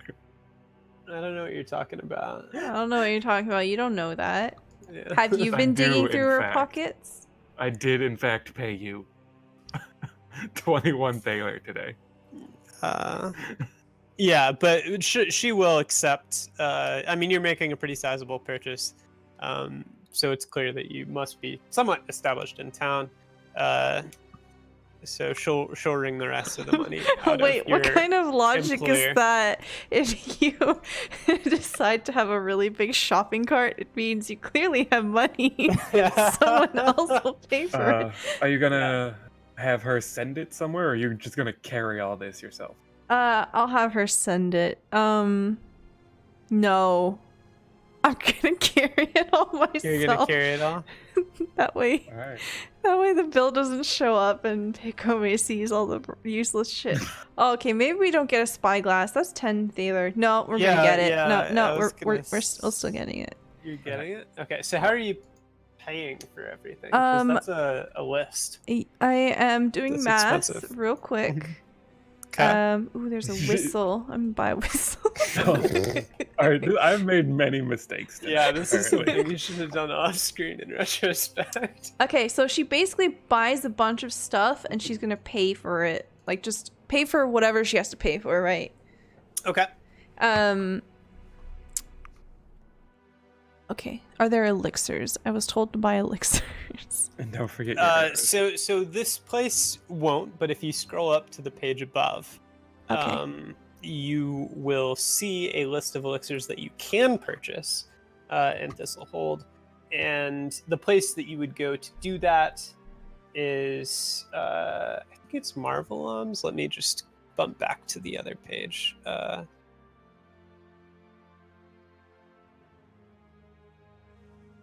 The Thaler's drugstore is the alchemist equivalent to Marvelums. Actually, I think it would just be a Marvelums. Oh my god, this is expensive. Yeah, you're really Oh. She is what impulse aisles were made for. let me just You said it was 10, 10, 10, right? I mean 10, 10 to 1. 1 to 10, yeah. The conversion is 1, 10. 10 to 1. Yeah. It's metric. Or yep. Every 10 is 1. 10, 9. Yeah, so the Thaler's drugstore is the place that you would head for alchemical needs. Do you need us to switch over for a moment while you do a whole bunch of complex calculations? Yeah, you can switch over. I'll go shopping and do math real quick. Okay. Just out of curiosity, yeah, okay, actually that's fine. I think what we might do, just because I think the next sensible thing is for when you all come back together, we could take a quick little break and then Right. I'm Give her a gonna go play chance with to kitties. go check on her massive Oh person. my god. I did the math. It's 21 thaler. 3 I gave you exactly shillings and 1 21 thaler. Ortega. I gave you almost the perfect amount of gold. All right, so we will be back in just a short moment. We are going to take a quick break. Be right back. Go play with kitties. Hello, friends. We are back, and I will let my friend Obdurant, the dungeon master, take over. Let. Thank you. So we left off with Mayra making some quick stops through town to sort of gather what the party might need moving forward. And right as we were stopping, I think you were kind of wrapping that up with some potions and whatnot. Yes. What all did you settle on? So Maida has spent a total of 22 thaler, 3 shillings, and 1 orteg at the rope and axe. And then she moves on over to the apothecary place. And she will spend 20 thaler to get 2 elixirs of life, 3 weak antidotes, 1 herbal cure, 3 whey bread, and 1 essence of concentrated magic. That will be 20 thaler. That she will bill to our home and our business. Okay. Yeah. That's a shopping list. Yeah, that is a shopping list. I'm gonna check just one thing real fast. Okay. But you make your way back, I assume, to there's one last stop she wants to make. Okay, all right. Where would you like to stop? She would like to stop on a street where she sees a puppy for sale. They are 1 shilling. Oh no. Okay, She buys 10 of them. So you find someone selling puppies for 1 shilling each. And you stop in here? Yes. Okay, alright. So Mayra has finished a long, tedious job of shopping, or exciting, I guess, depending on your perspective of shopping. And on her way back, she sees this place adjacent to livestock sales, where someone has dogs, and there's a crier out front who's probably the owner, doing it all. And he goes like, guard dogs, pet dogs, any dogs you need, 1 shilling, 1 shilling all. And like honey, it just catches Mayra's attention and draws her in, and he perks up as she starts coming near and goes, You look like the sort that could use a trustworthy companion for life. Why not get yourself a pet dog now? Mayra will look, she says out loud. And he goes, Mayra should look away, Mayra. And there's a pretty wide variety of dogs in a little pen. Well, a large pen. They're well-treated dogs, from the looks of it, at least as well as you can expect. Why don't you describe what you want this companion for life to look like? I want this dog to be the ugliest dog anyone has ever seen. But when Mayra sets her eyes on it, it looks up at her with these big, beautiful brown eyes. And they just melt her. Stella, is this where Meatball went? It looks like a little terrier. It's got some crooked teeth. It's got a tail that's a little bent, and the fur is not quite even. And it looks like it would be a perfect dog to catch rats with.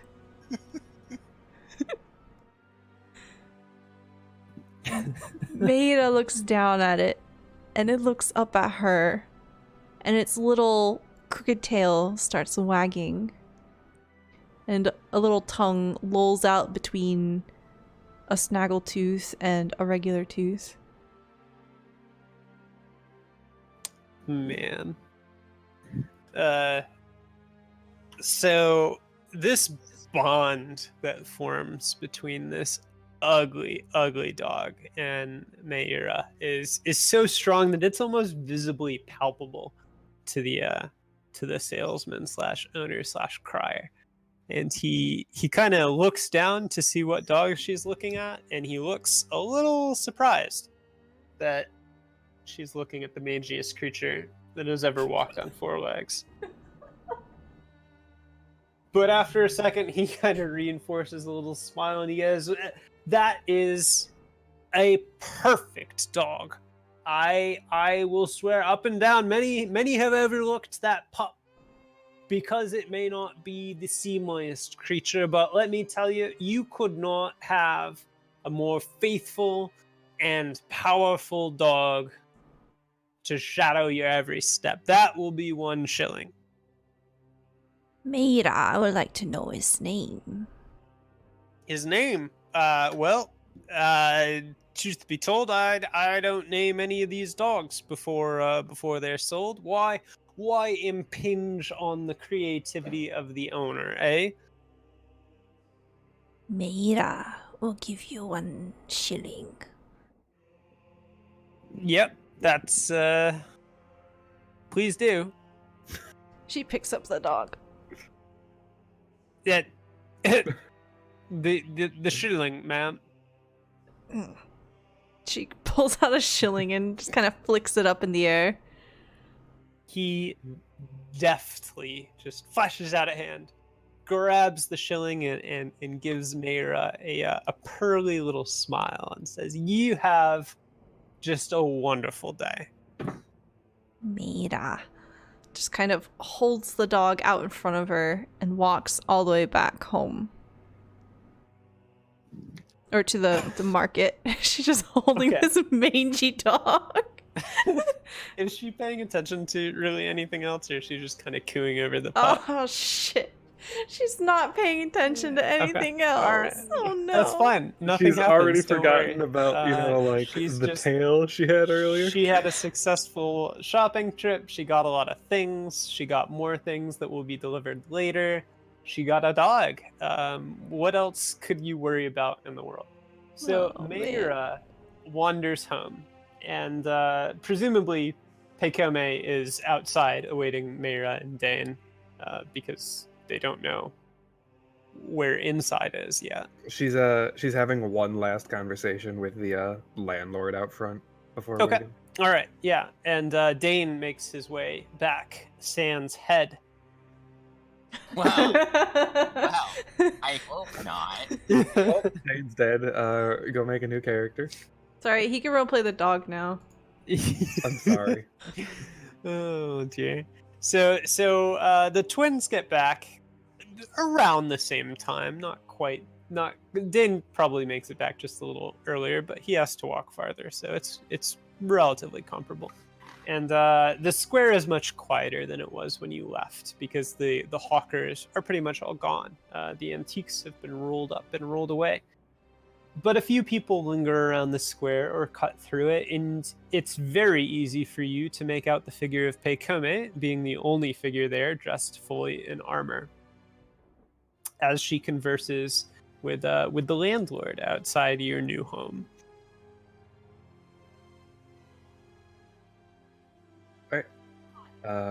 Pekome, while talking to landlord's gonna bring up, is there any way we could commission some extra locks for the inner room?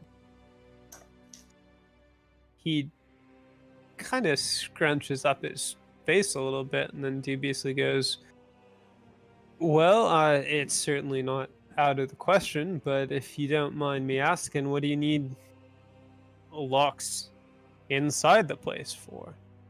She points to the crest on her shield and on her cloak.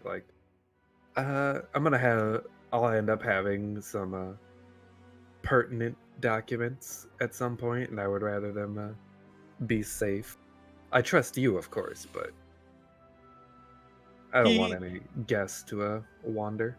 Has a sort of floppy hat on, and he reaches up to just kind of lift it enough that he can scratch beneath it as he mulls over the question, and shrugs and says, "Well, I know a couple reliable locksmiths in town. I'll ask a question or two. It won't be right away, but I think we could probably manage that, and I'll work out the bill afterward." Anything you could do would be greatly appreciated, kind sir. All right, and if it's not anything else you'll be needing, I've got some, mates over at the salons of Symbaroum, and I think I'll be heading that way. Well, you have a great... What in Pyrrhus' name is that abomination?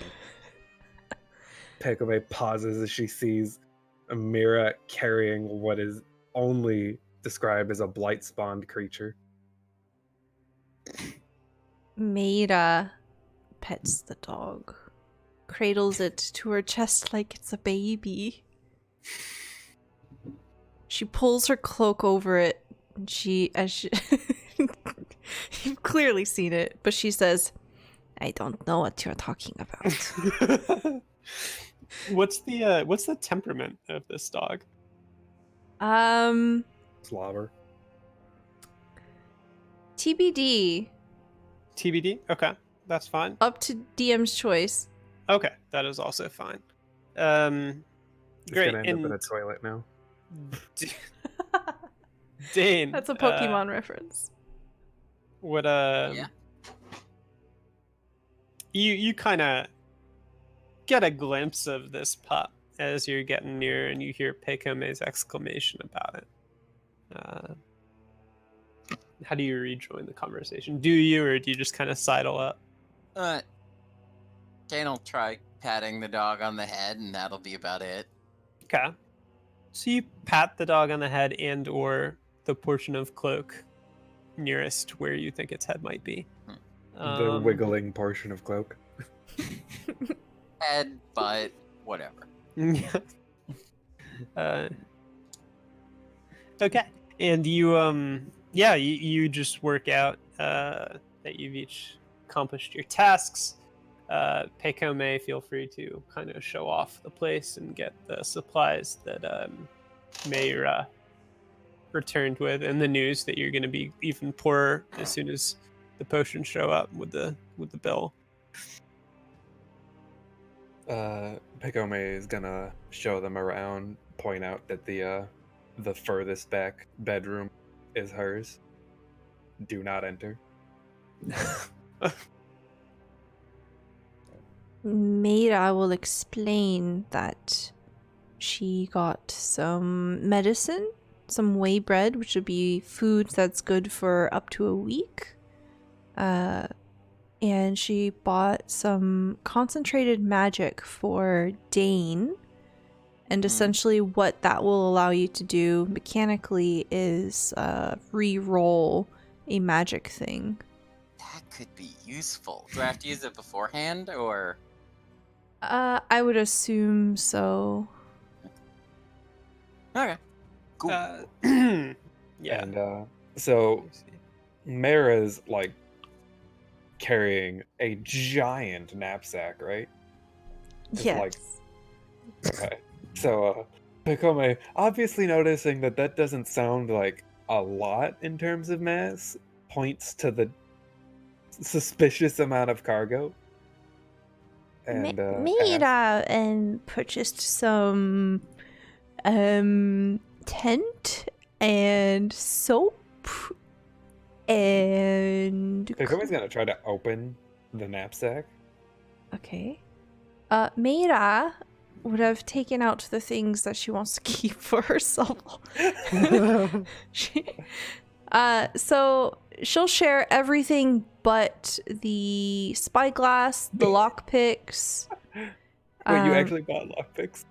Yes. And the pocket mirror and the needle and thread. Did you buy out the whole store? No. You How only much gave did this me cost? You only gave me 4 thaler. This is not for Thaler. No, I had to dip into my pocket. She glances over at Dane. your pocket, and then she points at both of them, or your pocket. Meira kind of just thrusts out the puppy. Pecome recoils, taking a step backwards. This shall be a fine hunting companion. I had to spend the only thaler I had on getting rid of the head. She glances at Dane. You're in charge of your currency now. That's good. Perhaps this is why Dane didn't intervene earlier. Because eventually it would end up back in his control. Pecome just sighs. Alright. We should find a way to get in touch, or send a message to Rayvold, let him know where we're currently residing. No, Meira can go tell him. just out of curiosity, what have you done with the horse? It's tied up outside. Okay. For now. Yeah. All right. Like, we're just kind of settling it. You do, just so you notice, there aren't an abundance of horses just tied up around outside. town. Yeah, no, you need to stay so it's away. not a permanent solution. Haven't. Yeah. Just want you to not forget about it is all. How can we But yeah. forget about it? We can smell it from all the way back here. Yeah. It's a good thing someone bought soap.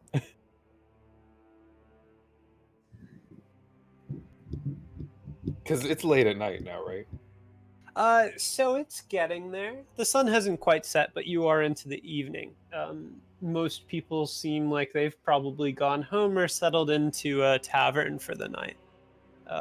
Or for most of the night, anyway. All right. Meira has Oh. forgotten about being tailed.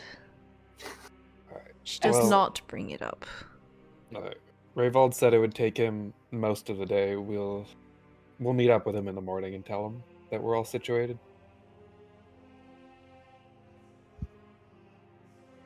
Great.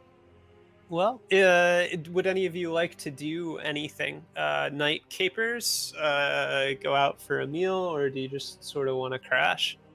Pecome's gonna spend a bit cleaning her armor. Okay. Yeah, I think we've been through a lot collectively. I mean, you're pretty fatigued at this point. Skipping most of a night's sleep. Yeah, you got a minimal amount of rest, and you've done quite a bit of travel. There was a little bit of getting cut up on 2 separate occasions. So Dane's not going out. Meira will take the foppish horse hat, and she's going to use her needle and thread and butcher it to make it into a smaller hat fit for a puppy. Oh no. Okay. That's what occupies most of her night. Excellent. All right, so the night fades as Dane probably secures prime sleeping space in the bedroom that he's by default sharing with Meira on account of the employer snagging the other bedroom. Mhm. And Pekka is working on her armor into the night. Meira is working on her hat. And the puppy's wagging its tail. It's pretty content to be inside. It bounds here and there, but doesn't make a whole lot of noise.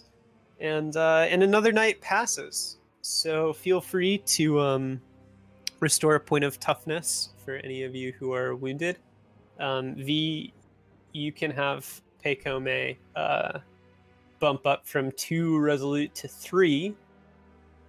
And the point of toughness? Or is it either?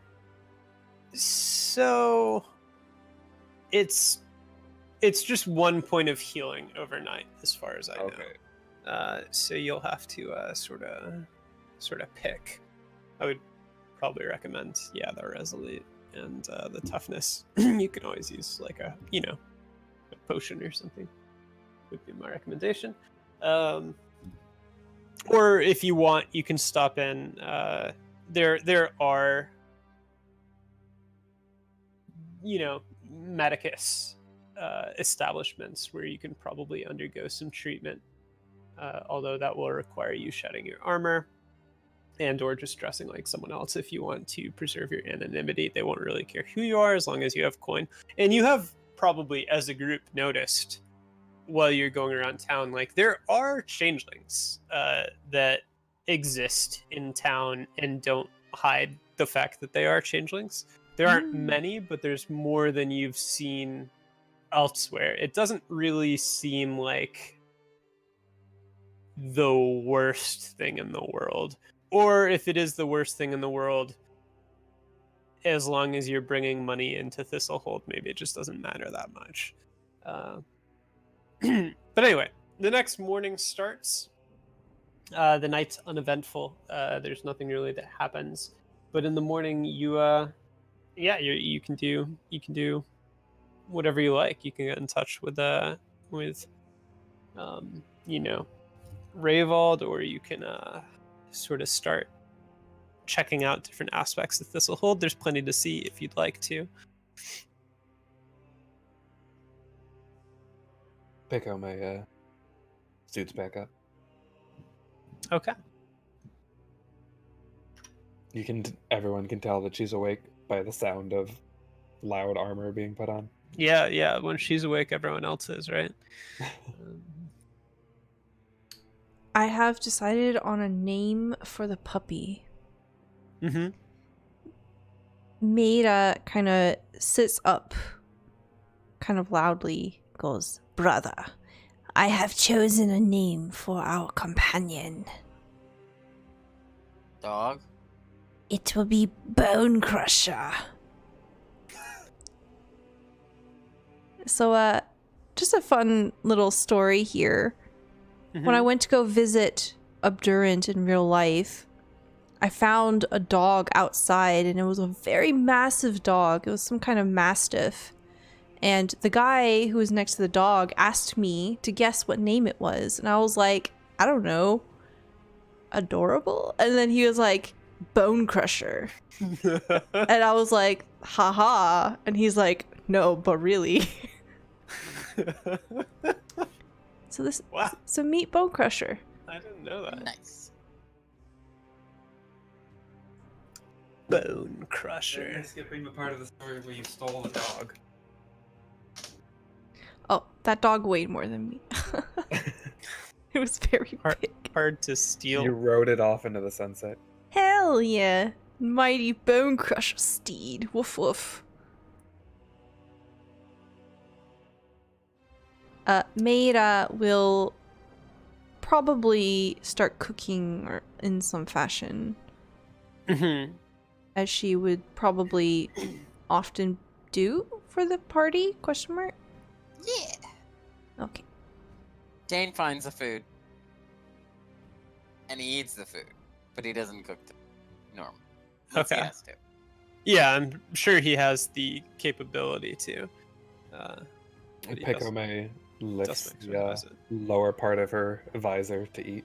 Yeah, Pekome probably doesn't know that food comes uncooked, so it's just had it put in front of her. What's cooking?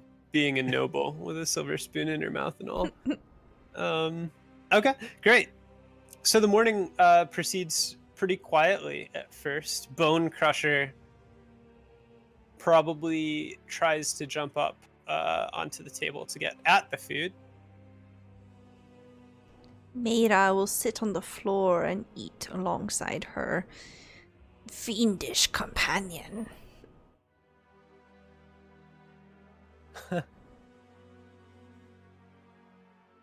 Dane will join his sister and new party member Bone Crusher on the floor. Mm-hmm. Pekome is not sitting on the floor. Okay, so Pekome sits at the table like a lady and eats. Now, you didn't yet tell Rayvald where your No, we were going digs in. are, right? meet up with him in the morning and tell him. Okay. Cool. Just making sure. You're good. Carry on.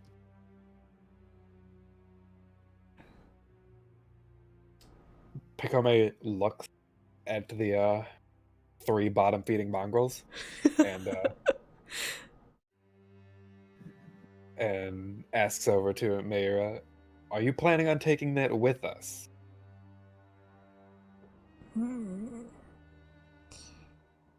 Oh, Bone Crusher is quite small.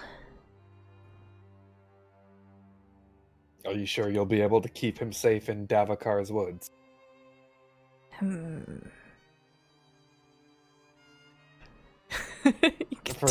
can tell Maida has not thought that far. For now, it might be best to keep him here until you at least know that he can fight. Or I can take him with us, and when we leave, I can leave him here. Okay, but you're bringing him to the abomatorium.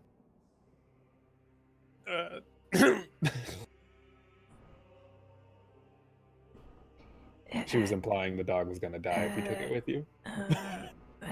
Maida just kind of scoots around so that she doesn't have to face Pekome and just continues eating.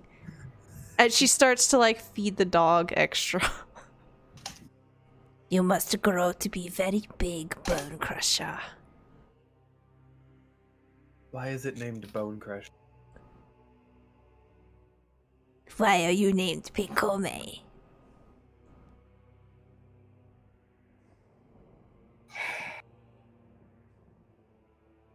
This isn't a conversation she wants to get into, so she gets up and heads for the door. So just that sigh, and then she heads out? Yes. Okay, fantastic. It's pretty wonderful. Dane will call after Pekome, wondering, where you going? To tell Revald where we live. Dane will attend. Maida scoops up the puppy and follows. Just like shoots straight up. Okay, so you, as a group then, head out from your new home. And... I assume the landlord gave me a key for the front door.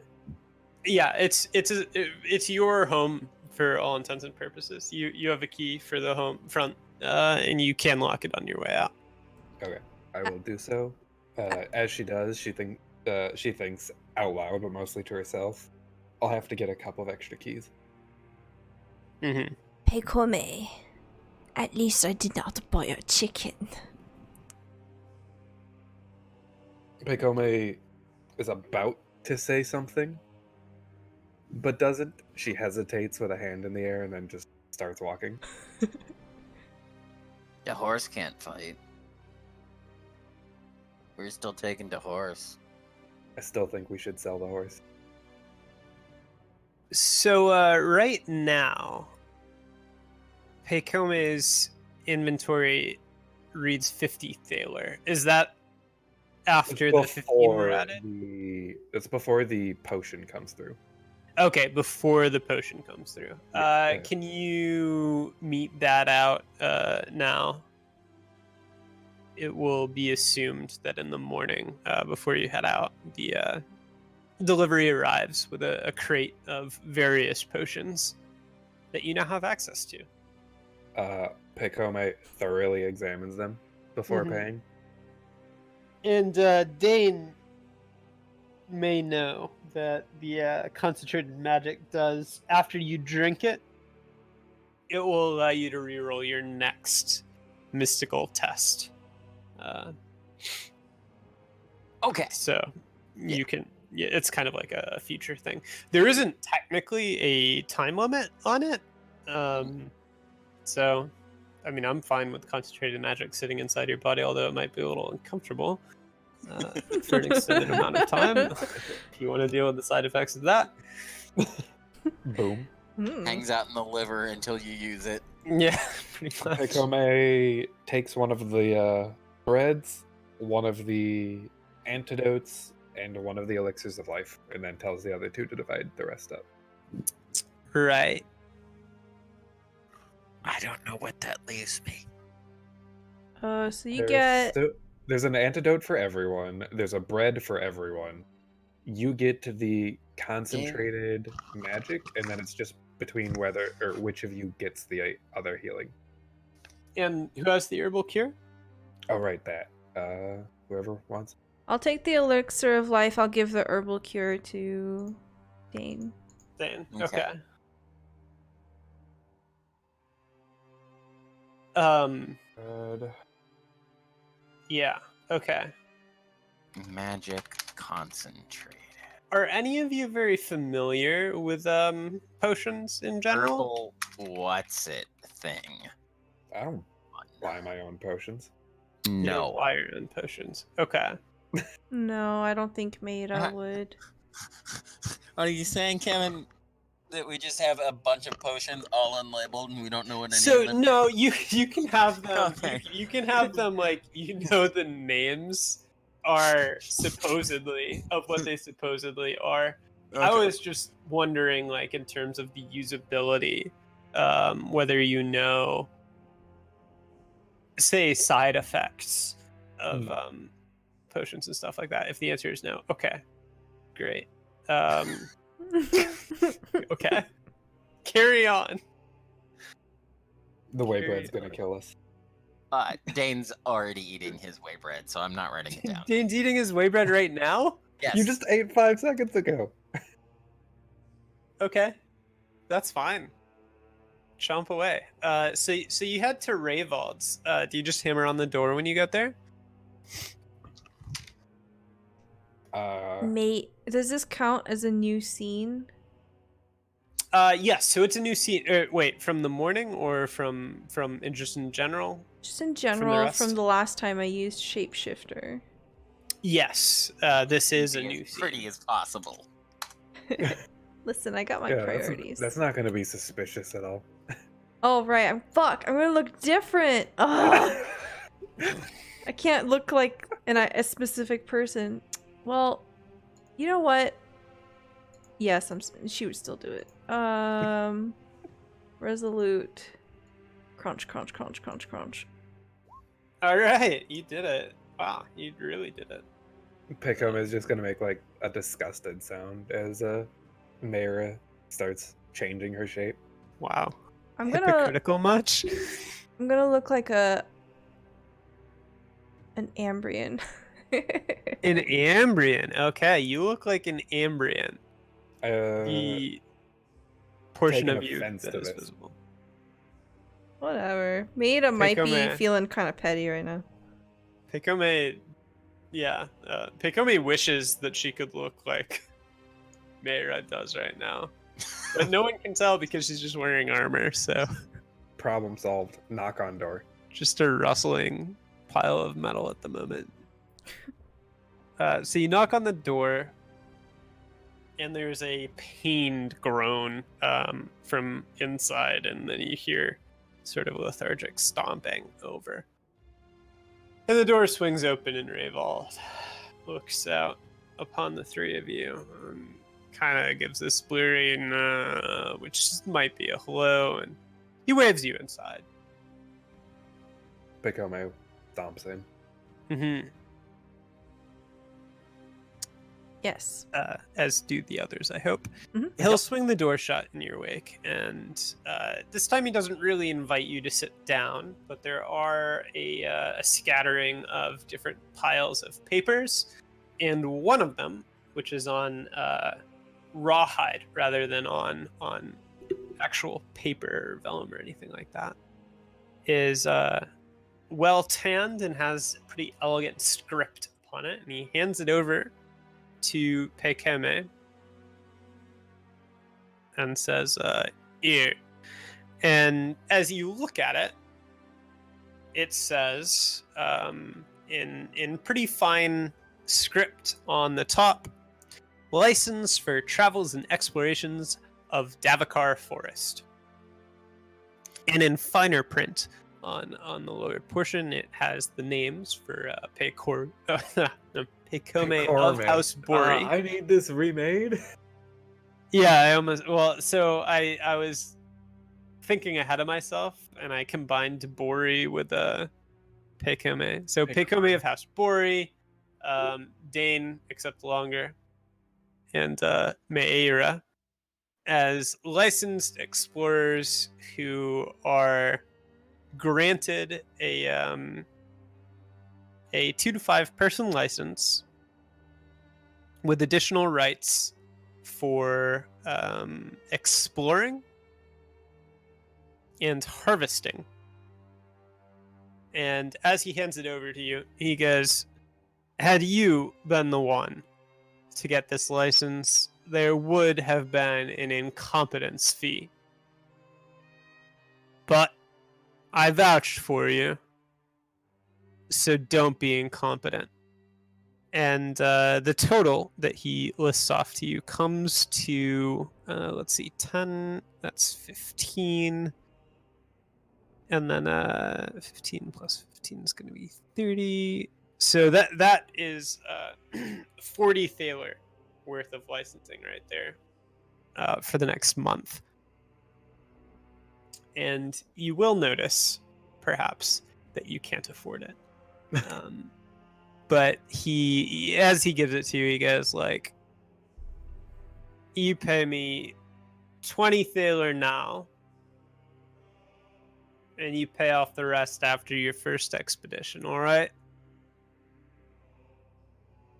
Pekome glances to the other poor bastards behind her. Uh-huh. Knowing that this is on her, and nods, but before she fully agrees, she points to a word on the leather and is like, what exactly does it mean by harvesting? Well, harvesting means you have the right to take things from Davokar. If you were not to have the harvesting license, say you came across a tree Dane starts snickering. Gold leaf, and you wanted all the gold leaves on the tree. If you were to cut all the branches down and drag them back here to Thistle, you would be in violation of the Queen's edict. But now, with the harvesting license, you can take those gold leaves and sell them. Or valuable minerals, or other... Listen, if you're taking things, if you're harvesting them, that's what it means. And it isn't the most concise explanation that you've ever heard, but it does seem like the best you're going to get from him. Pekome nods. What about for instances of equipment? Say we were to route some bandits. Would that fall under harvesting, or is that free reign? That's free reign. If you are set upon and manage to survive, by right of combat, whatever they have is yours. Not too many people are going to get concerned with the effects of the dead unless they're related to the dead, and that's between you and them. Pekome nods, thinking about her big sword. Yeah. And then it might occur to you that the laws, or not the laws, but the traditions may be just a little different when it comes to artifacts. But she's not gonna bring overt attention to it. Probably a good idea. Yeah. Does the camera zoom in at this point to the sword, and we just hear? Yeah, it just starts. No, you just hear. The sword starts humming that. In fact. Kill them all. Oh God. That high pitched just. The cartoony thing where Pekime's eyes get like the little black lines around them as she starts going insane and hears a voice telling her to kill her friends. Friends is a strong word. Pekome pulls out her money sack and gives him money. It's a little sack right now, but Hey, 30 thou is a decent sack. yeah, okay. 10 thaler isn't. Yeah, now it's a little sack. Okay, so he takes the money, and he kind of just closes one big fist around it, and reaches up with the other to give Pekame a big old thump on the shoulder and go, "I'm rooting for you." And Pekome jingles a bit. Yeah. So he turns back and gathers up a sheaf of papers and turns to present them to the group, really to Petko, but to the group. And the top page is a very rough version of the mapping of Davokar and Ambria. It has a mark for where Thistle Hold is in the general line of the forest.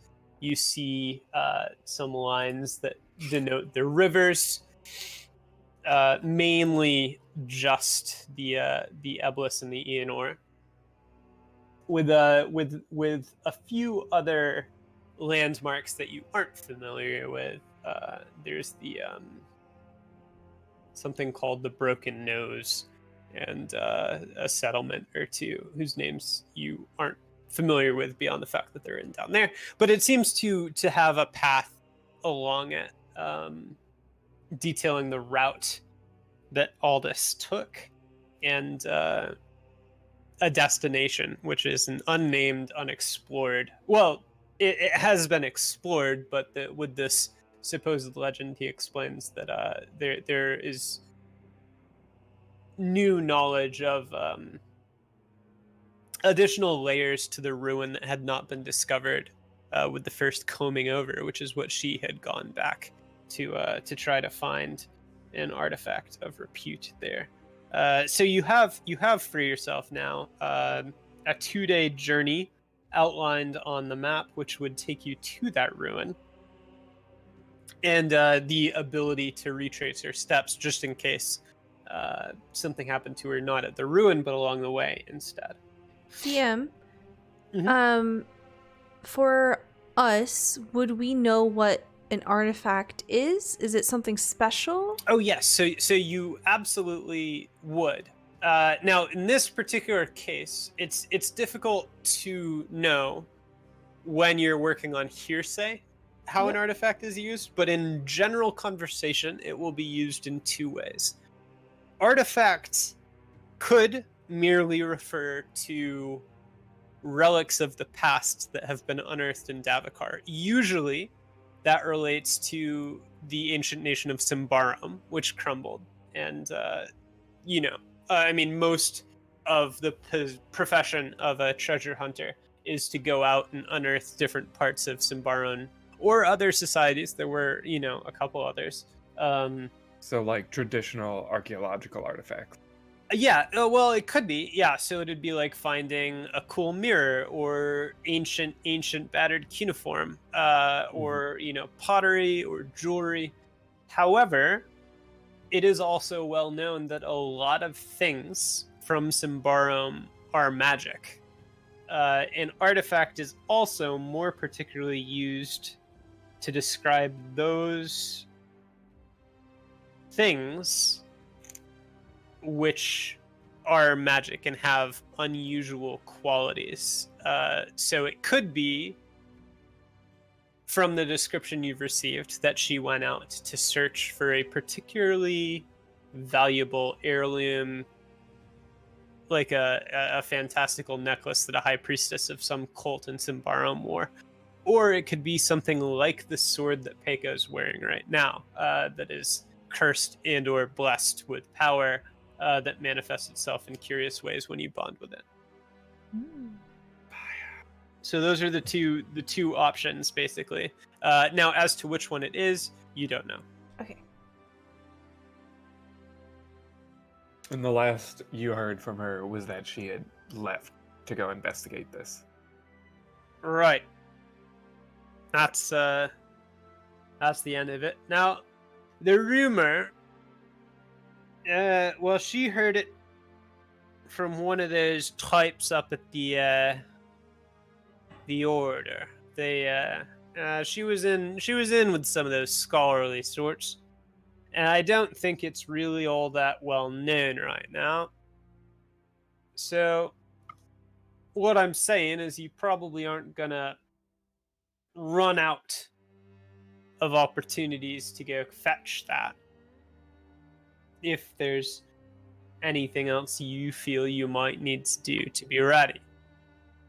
However, it's always a bit of a race, isn't it? And he just sort of shrugs at that almost self-contradiction and turns to start filling up his tankard from the flagon that he was using last night.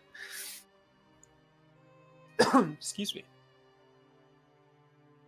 Pekome makes sure that the other two check out the map before she puts it away. Yes. She has a small leather satchel for like various documents and maps hanging off of her right hip. Okay. Yeah, Dane will Great. Sounds good. cursorily look at it and shrug. She's got her shorthand sword hanging off of the belt on her left hip and great sword hanging off of her left shoulder. Quite the dashing figure. No Ambrian, but you know. Mira flicks her Ambrian hair. As if she can sense a moment to shun Pekome. Yeah. So She that gesture sort of draws Rayevald's attention, and it really draws his attention to Bone Crusher. If you've brought Bone Crusher inside, which I Heck assume. yeah. Cradling this ugly puppy against my chest. Mm-hmm. He's gonna get. Is that? And he squints and leans in a little bit. He goes, "Is that a dog?"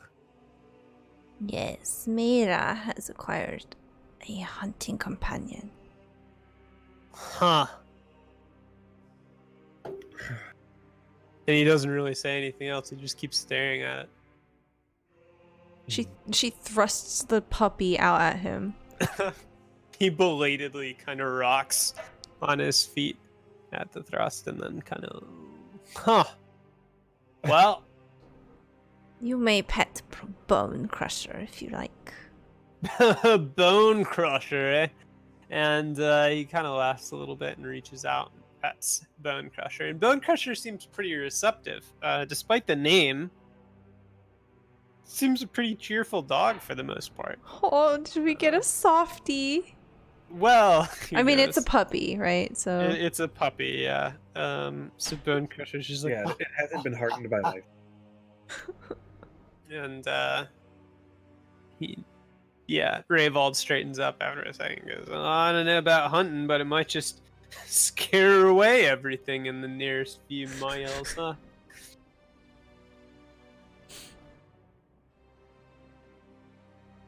yes.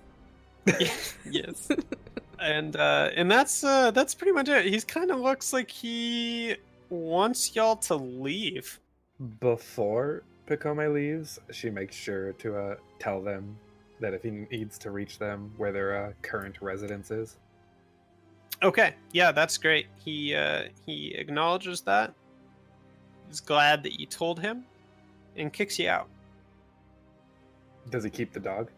He does not keep the dog. Meira only offered it forward. It didn't like hand it over. Pekome, no. Once they're outside, Dane's gonna kind of look between the other two and... Do we need anything else? Well, do we want to speak to the scholars before we go, or head out as soon as possible?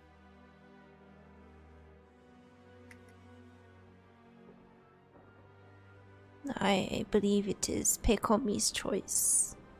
I can lead the way if you would like. She glances at Dane. Might as well find out what they sent her for.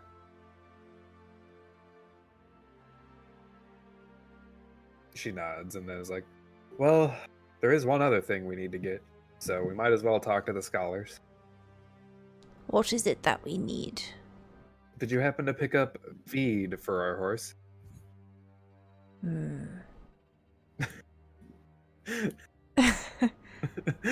No. She pets the puppy. All right. She sighs. Dane, since you want the horse so badly, get food for it while Mara and I go talk to the scholars, and we'll meet up at the entrance. I'm out. She gives him 2 thalers. And I'll satisfiedly take the thaler and head off with the horse. Dane. Yeah? Dogs are 1 shilling. No more dogs. Daniel, Chickens are less. And no chickens. She sounds more adamant for some reason about the chickens. Oh! Mayra raises her eyebrow. Well, I don't know if Mayra has eyebrows. Well, You she look surely like an does Ambria. when... So Oh, you yes. Her Ambrian eyebrows go up. Picome starts power walking. Mayra follows. And keeps eating snacks from his way bread and heads off with the horse. Oh, wait, so you brought the horse with you this morning? I mean, you said tying it up outside the house Wasn't wasn't a a permanent permanent solution. solution. But So yeah, now okay, you're tying it out. so you tied it up outside the house overnight, and then just brought it with you and tied it up outside of Raval's house, and now are just bringing it with you to go get feed. I think the guards are going to be visiting us. Oh my god. Okay, all right, this is fine. Great. So Dane is going to get feed, and the 2 of you are going to the Ordo Magica. Yes. Yeah. Okay, great. Is Dane planning to join them at the Ordo Magica? At least outside. At least outside. Yeah. Mm. Okay, that's fine. Cool. So I think that is a good place to call it. You want to go 5 more hours? Continue through the process of embarking on this adventure to find out what happened to Aldous, if you make it that far without getting arrested. Next session. All right. Friends, thank you so much for watching the video of this when it goes up. Really appreciate all of the support that you guys give with this community. And a big, big, big thank you to Obdurant for DMing this. This was really fun. Sorry. I love shopping simulator. Yeah. Oh, goodness gracious. Yeah. Bargaining simulator. Hopefully Picome learns her lesson of sending Maida on the shopping. Oh, she learned her lesson. With many more to come. He sent Dane this time. Why would you send the coward to the materialistic coward to go shopping on your behalf? She didn't expect you to instantly spend like 50 thaler. Excuse You me, should it was have. 22 thaler, 2 shilling, and 1 ortig.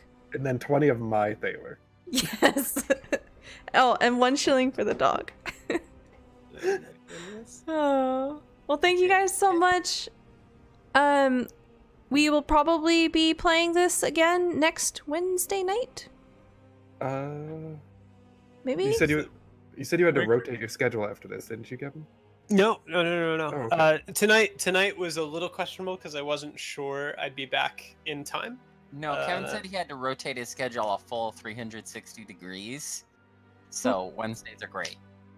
Yeah, so Wednesday at 9 works for me if it works for all of you. All right. Yeah, So we will do another offline recording Wednesday 9 p.m. and subsequently, hopefully. Don't tell them when we're doing it.